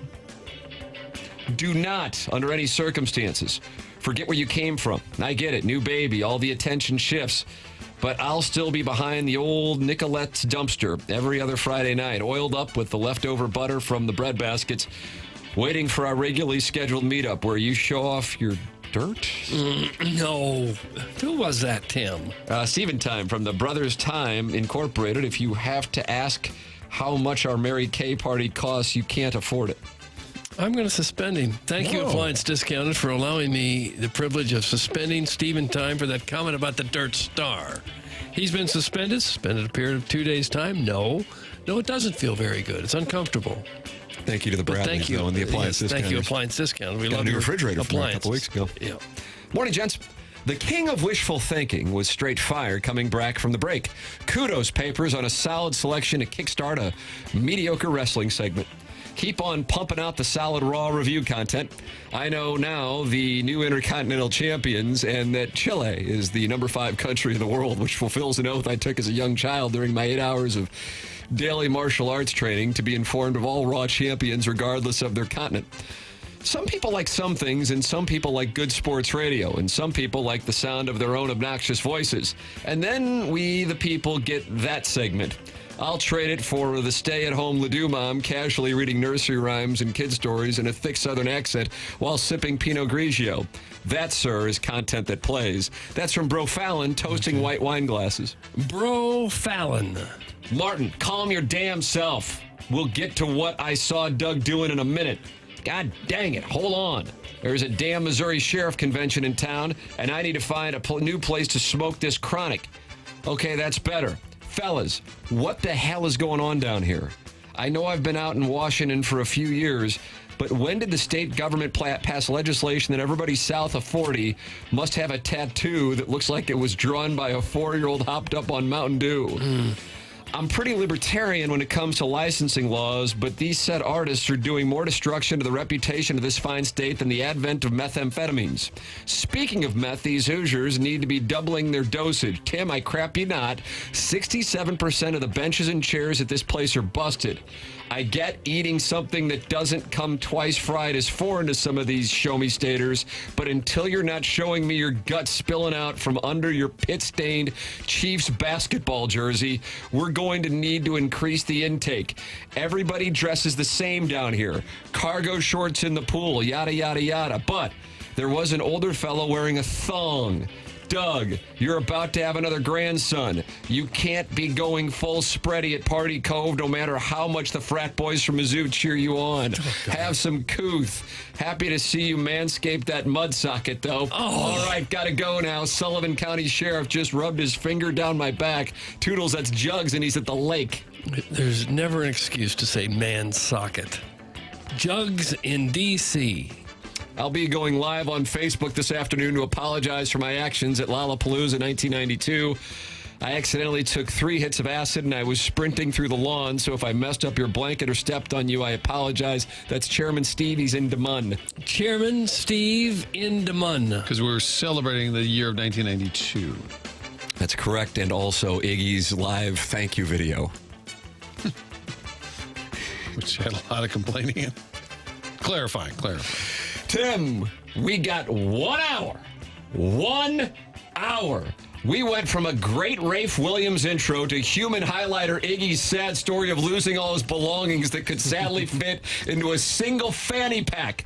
Then 2 segments of irregular Plowsy banter, and then it happened.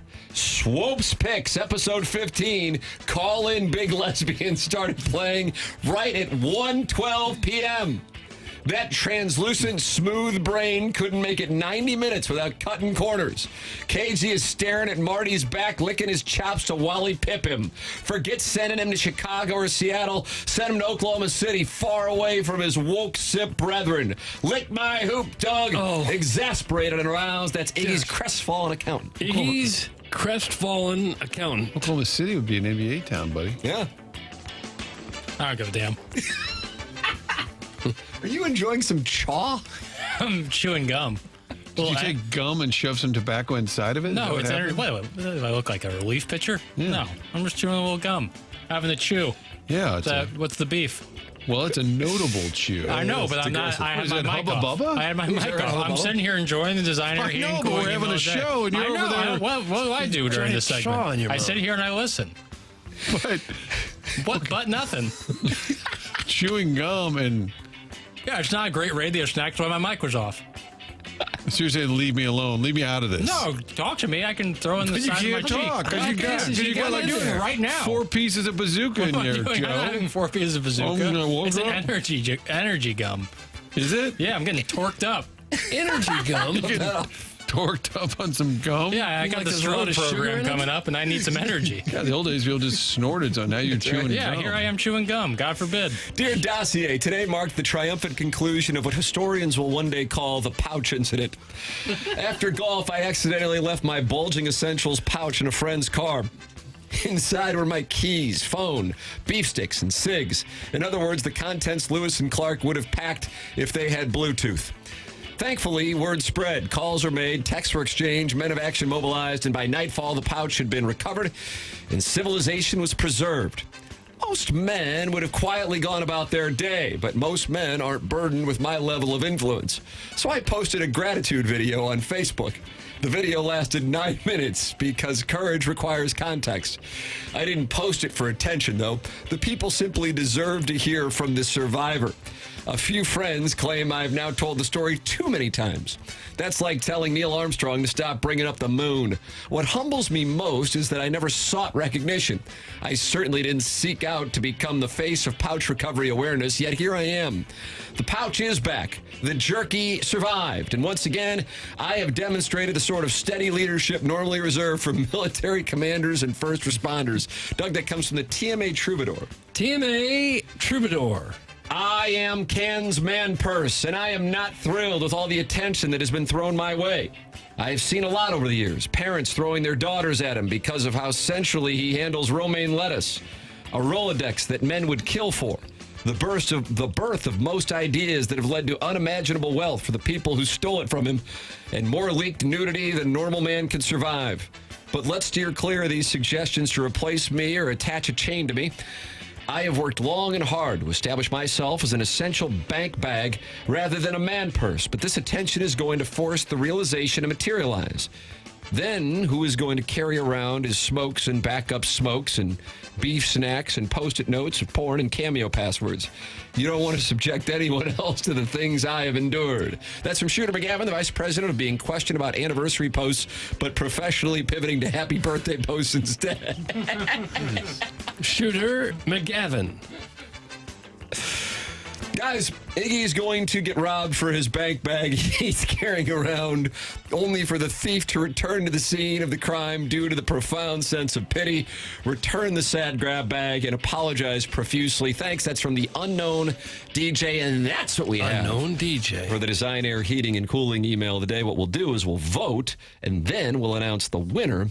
And then that winner will experience praise and glory at 10:55, and then we will head down the hallway for After the Morning After, where there will be more thank you videos recorded, Doug. Well, we can only hope. Any video that comes out of Ken's mouth is usually worthy of discussion. How about that? Because you never know what might come out of that mouth. That off.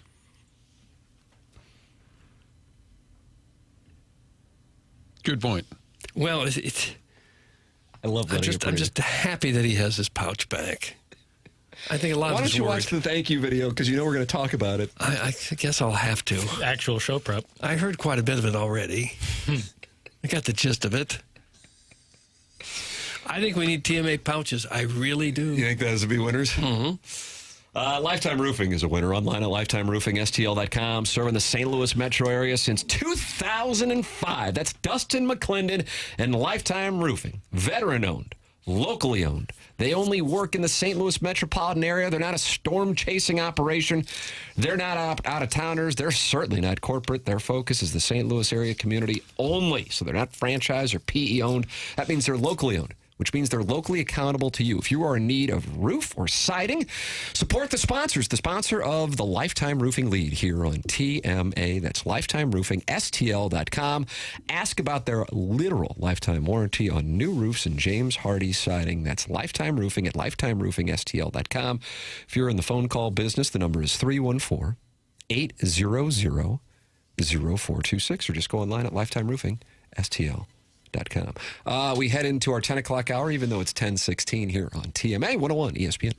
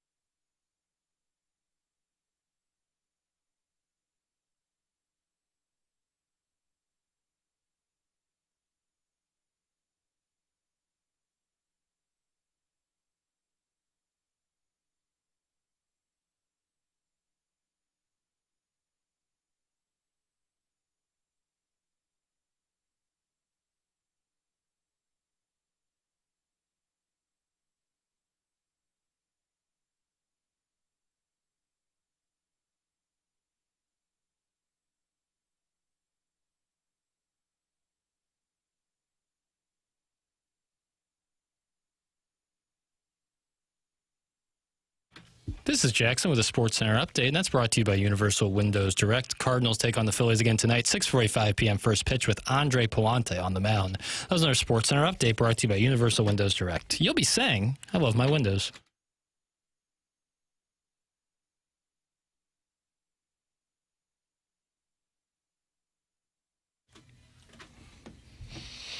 So, Doug, recorded in 91, reached its peak of mainstream radio in 92.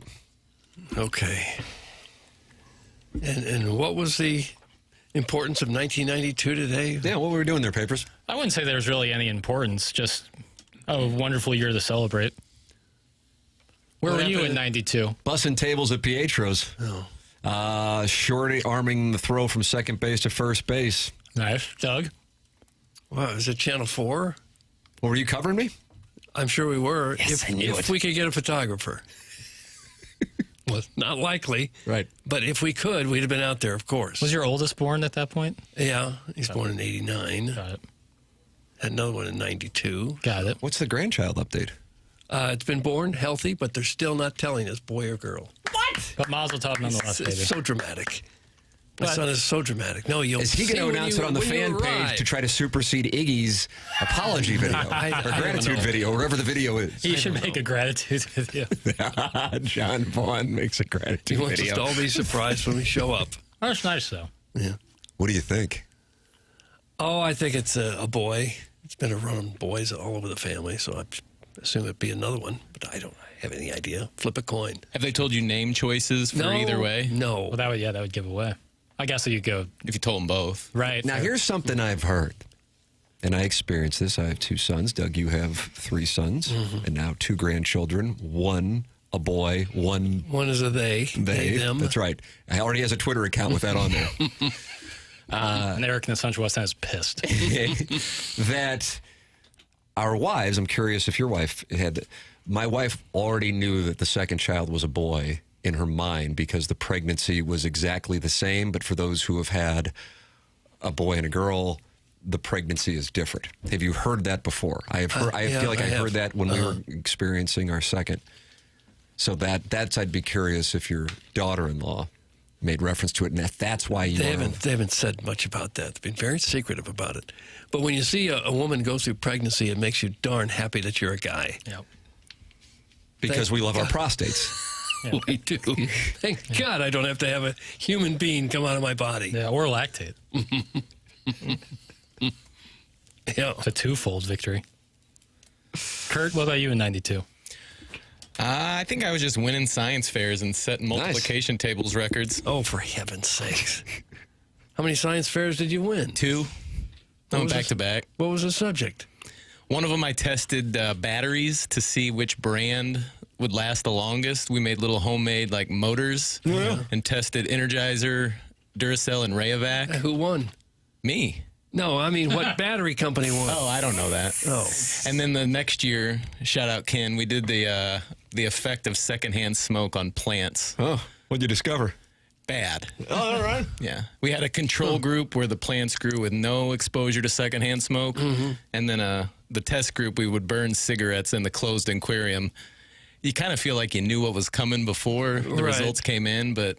You still won. Blue ribbon? Mm-hmm. Did you go to Queenie Park and everything for that big display? Oh, yeah, I did some Queenie parking. Mm-hmm. And I still remember the word that got me out of the state spelling bee. What was that? Simultaneously. Oh. That was a shot for me. You never spell it wrong again after that kind of disappointment. What can you spell Is it it today? not spelled like the way you would think it's spelled? Simultaneously. Right. But I was a youngin'. It's easy for me to do at 41. Right. No, I understand. I just didn't know if it was one of the trick words. I think because I remember how I spelled it, and it was way off. I must have heard the word wrong, Doug. But you were a good student. Yeah, very good student. So how'd you wind up here? Poor life choices. Yeah. Oh. Okay. Something we all have in common. I wouldn't trade it for the world. How about that, Doug? How about that? All right. You know, that's the appreciation that you lack. Maybe it's time for you to do a gratitude video. Perhaps it is. I'll try to record something a little later today. Apologize. Polos Plus will look forward to that on their dossier later today when Doug posts his gratitude video. Polos Plus is online at polosplus.com. You have heard us talk about them for months now, the sponsor of the dossier here on TMA. And by now, you know, they are the place to go for small and mid-sized businesses that need quality branded apparel. It's locally owned, run by Corey Lawson with Andrew Hubbard handling sales and marketing. They have premium brands to put your logo on. Carhartt, Travis Matthew, Nike, Under Armour, polos, quarter zips, jackets, hats, you name it. No minimums, no nonsense, and they stand behind everything they make. I am telling you, as somebody who's wearing a Polos Plus hat right now, I have really enjoyed this partnership with Polos Plus. So if you have a local business, if you have something for your kid's school, for a team, check out Polos Plus. The quality of the work is outstanding. It's polosplus.com. Help support a local business that supports the show. 314-399-9646 is how you can text into this program. It's the Air Comfort Service text inbox. You can open up your YouTube app, you type TMASTL in, and you can watch the program, but you can also interact with 250 people. That's the number, right on the number. 250 are in there right now in the Form Energy YouTube chat. And then we'll have the announcement of the winner of the Design Air Heating and Cooling email today coming up at about 10:55. The program's called TMA. It's presented by Brown & Crouppen on 101 ESPN.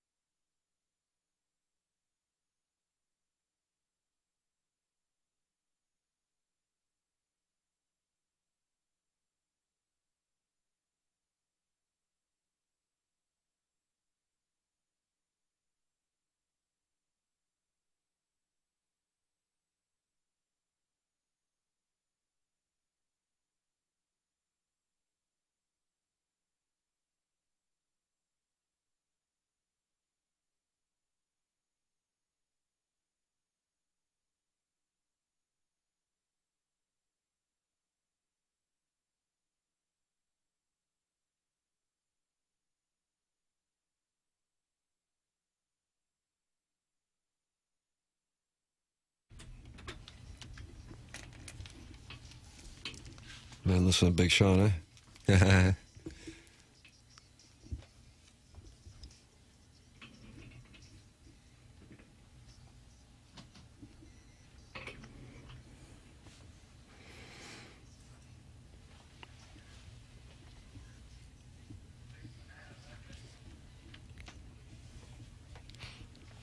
Who has the best verse on Mercy? God, do you think it's 2 Chainz? Without question. You agree, Doug? 2 Chainz? I'd say there's no best on this. Well, 2 Chainz will not be performing the national anthem at the University of Missouri this upcoming football season, but one Grammy Award winner will be. Take a listen to this, Doug, just released by the University of Missouri as this football season approaches, brother. Okay, great. Love to hear it. Fans, Sheryl Crow here, and I'm so excited to see all of you guys at the Kickoff in Como home opener on September 3rd, and I'm going to be singing the national anthem.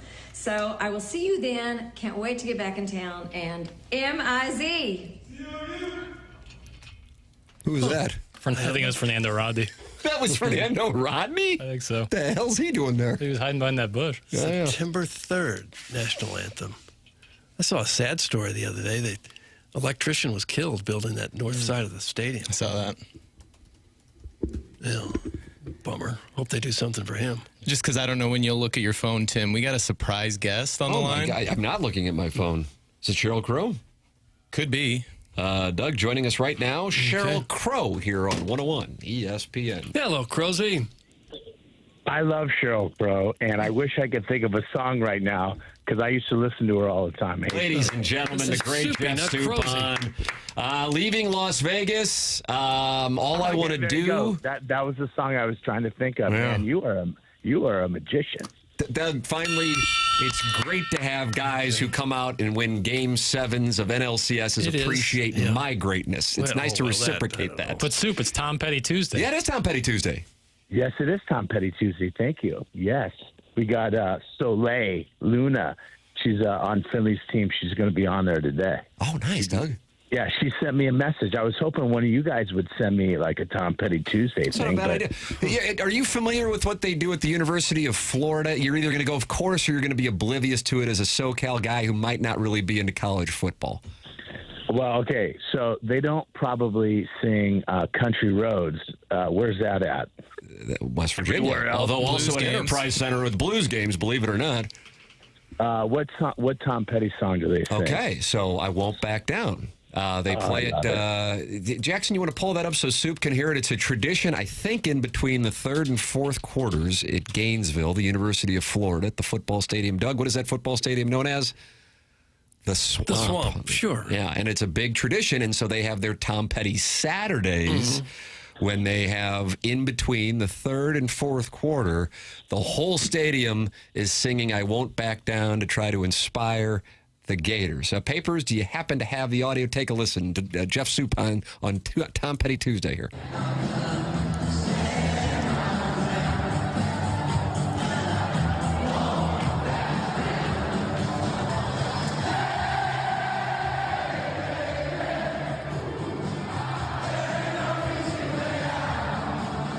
Doug, there it is. That's a swamp. Yeah. What do you think about that, Sue? Hey, that gave me chills because you know why? Because I played that song for 4 years in Kansas City, but nobody else sang it. But if they would have sang it. They don't have it in the football video game because they couldn't get licensing. Oh, is that right? FRO, when you go into the fourth quarter, they play Mr. Brightside. So they got a deal done with the Killers, but they couldn't get done with Tom Petty's estate? I guess is that what so, you're telling me? because it's not That's in the really game. interesting. Color me intrigued. What is your Mount Rushmore of Tom Petty songs? Jeff Suppan celebrating Tom Petty Tuesday.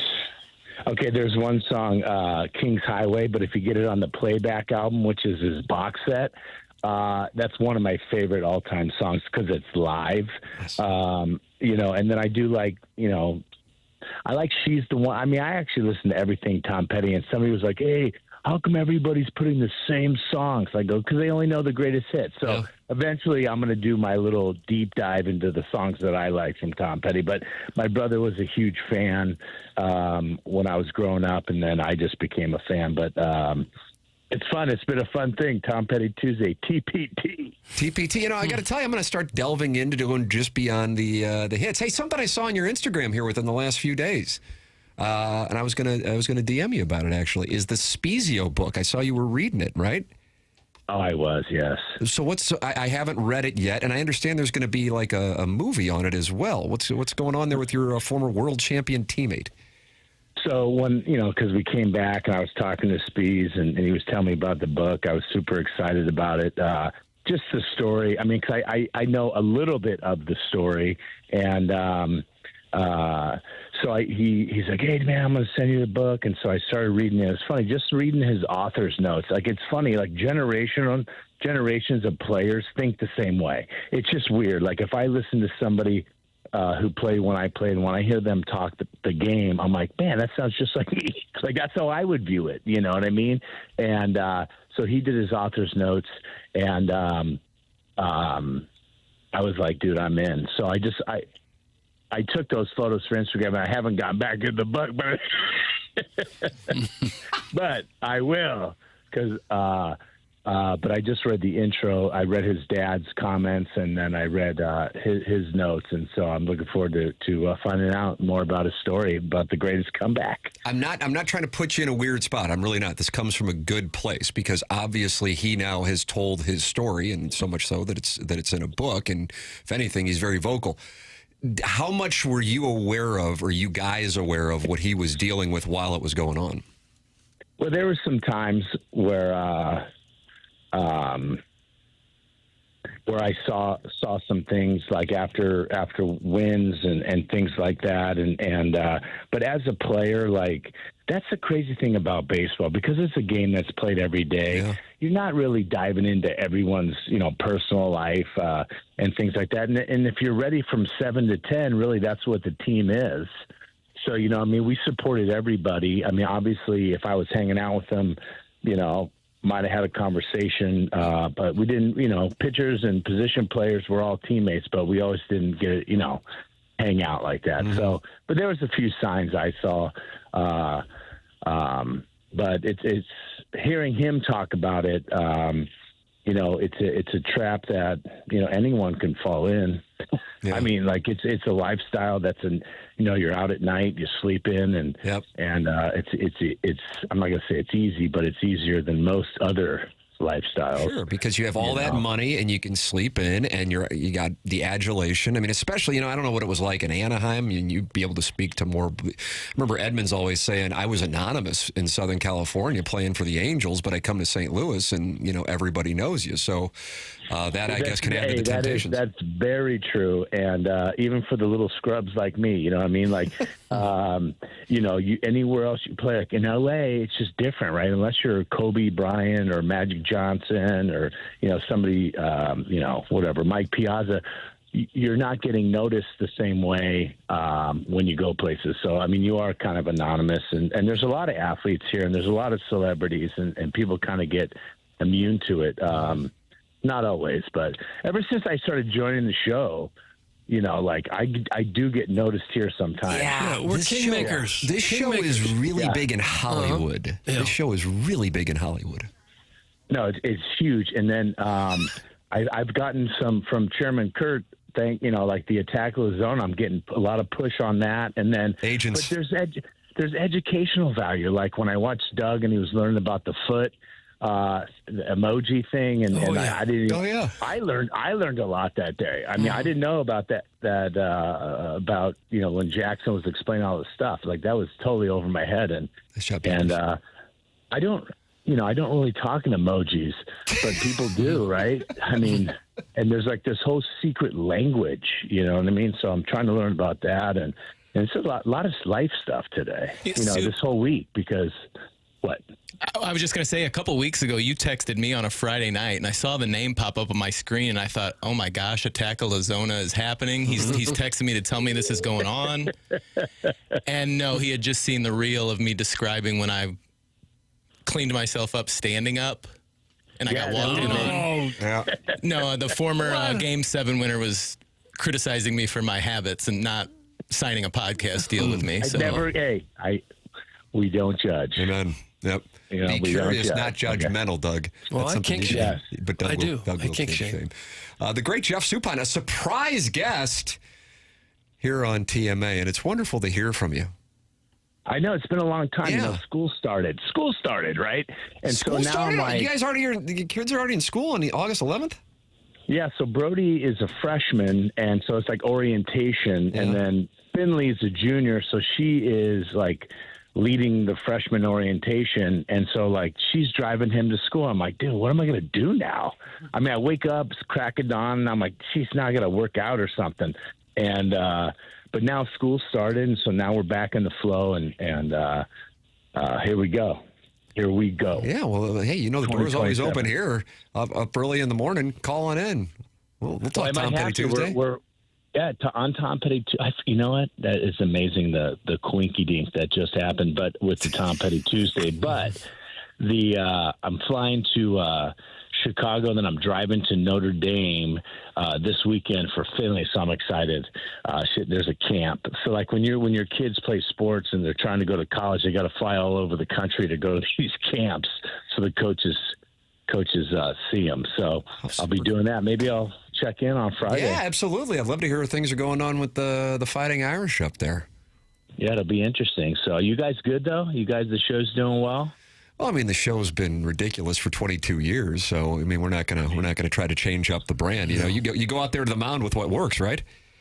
You got to up and in, down and away. You know, change up and fastball counts. You guys got to. We're junk bowlers. We're junk bowlers. That's all we got. We don't have velocity. And you got Doug. I mean, think about it. You got Doug. Yeah. I mean, that's a game changer. I mean, that's like the closer's closer. And how about this, Soup? I don't know how long you've been listening, but Doug just found out that his son, John, his family has given birth to a child. So Doug is a grandfather 2 times over today, but still hasn't been told whether or not he has a grandson or a granddaughter. It's a big surprise still. But why is that? They want us to go to the hospital and say, surprise, it's a boy, or surprise, it's a girl.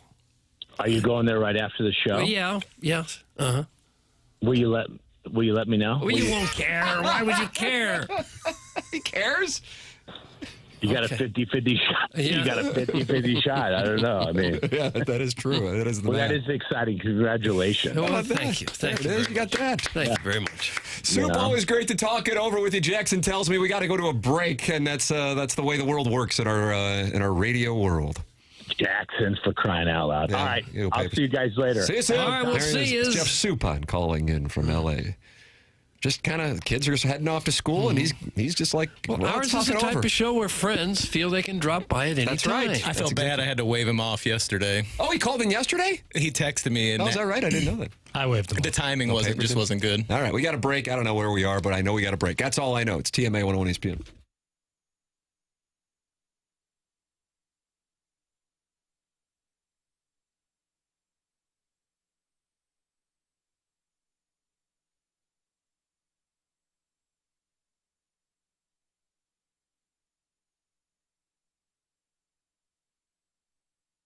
Delmar Mortgage and Ryan Luchtefeld online at delmarmortgage.com. Ryan Luchtefeld, our Billiken correspondent, the former St. Louis University basketball player.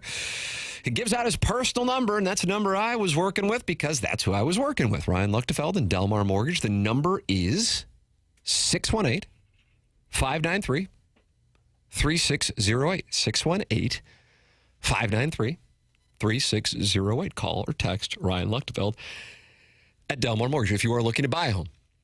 If you are looking to refinance, that's the number to call or text. It's Ryan Luchtefeld and Delmar Mortgage. You're going to get that personal local touch, but with all the necessary technology to make the process smooth and easy. Pre-approvals and fast-track options are going to make your offer stick out to local sellers and listing agents, and closings in as little as 2 weeks. That's Delmar Mortgage. That's Ryan Luchtefeld, and this is his number, 618-593-3608. Ryan Luchtefeld, Delmar Mortgage, online at delmarmortgage.com.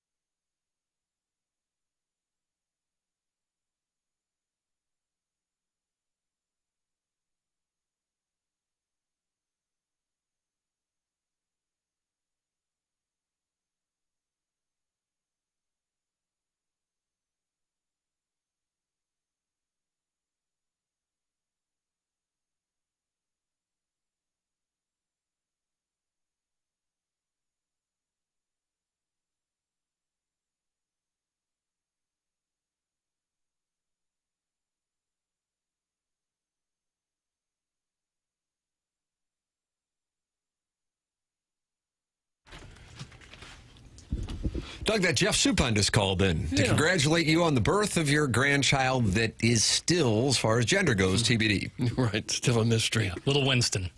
Little Winston. Little Winston. What does that mean? What if his name is Winston? Oh, I guess Or it could be. her name is Winnie. Winnie Cooper, Danica McKellar, Fred Savage, and Marilyn Manson star in The Wonder Years. I'll inquire about that when I get there. Winston Vaughn sounds kind of regal. It does. Extremely real, senator-esque. That can make sure it keeps him out of sports talk radio. With a name like Winston Vaughn, you can't be in No, sports you talk couldn't. radio. You really couldn't.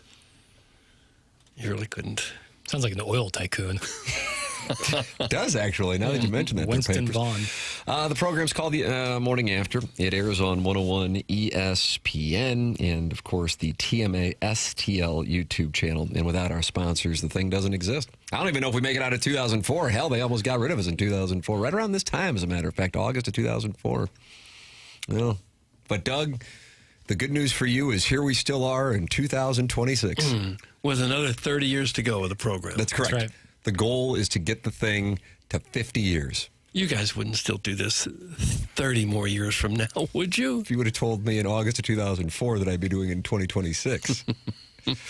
But nonetheless, the supporting of the sponsors is what keeps the thing going, and we are grateful to the advertisers, and we're grateful to the audience for making sure you do business with the advertisers. Advertisers like James Carlton of the Carlton State Farm Insurance Agency, who is my insurance agent, who is a delightful person and runs one hell of a business. And I asked him yesterday when he was in the Stiefel Studios, I said, what's the secret?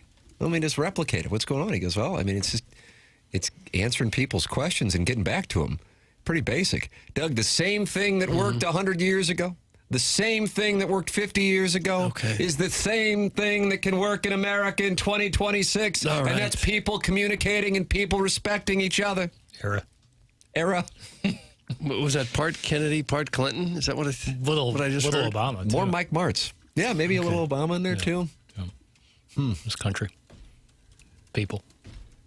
314-961-4800. Or go online at carltoninsurance.net and work with the same person I'm working with, Papers is working with, Jamie Rivers is working with, BK and Ferrari are working with, and saving money and getting great customer service.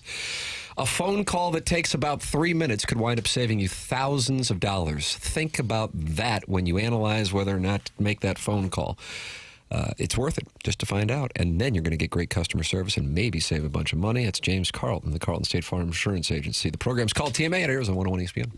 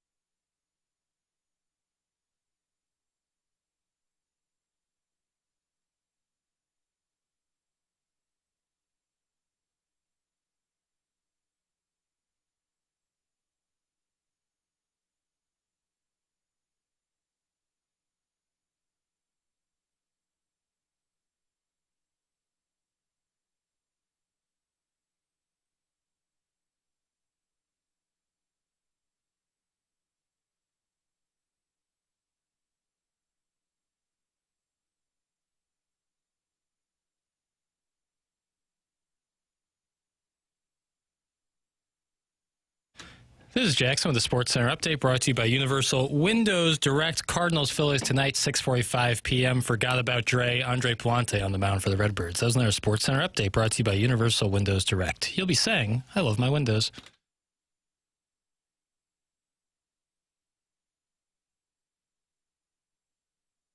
It's TMA 101 ESPN. Jackson Burkett has the winner of the Design Air Heating and Cooling email a day here for you. Boy, do I ever, Tim.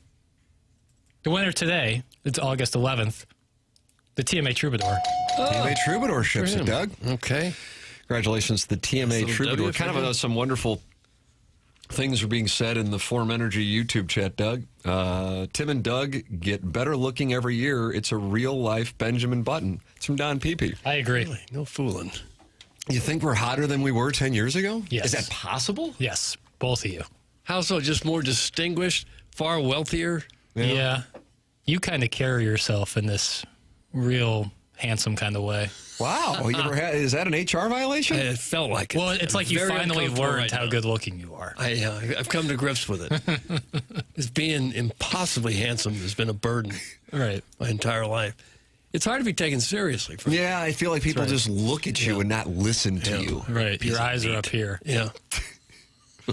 And then Mr. Seawalk says, I'd be so lost without hearing Tim every morning. Oh, wow. Ooh, that was a great strike. That one carried 310. I would be too, because that was a run point. Brutal. Because that means you have to run point. Yeah, it's talk about lost. Hey, we're going down the hallway, Doug. Sure, you got a grandchild to meet, but first you got to hear about this gratitude video. Damocles is just cutting my head right off. For the morning after. BK and Ferrario are coming up next here on 101 ESPN. For Jackson Bennett Burkett, for Chairman Kurt, for Martin Kilcoyne, for my brother Kevin, for Douglas Sullivan Vaughn, I'm Tim McKernan. This has been the Morning After, presented by Brown and Crouppen on 101 ESPN and the TMA STL YouTube channel from the Stiefel Studios.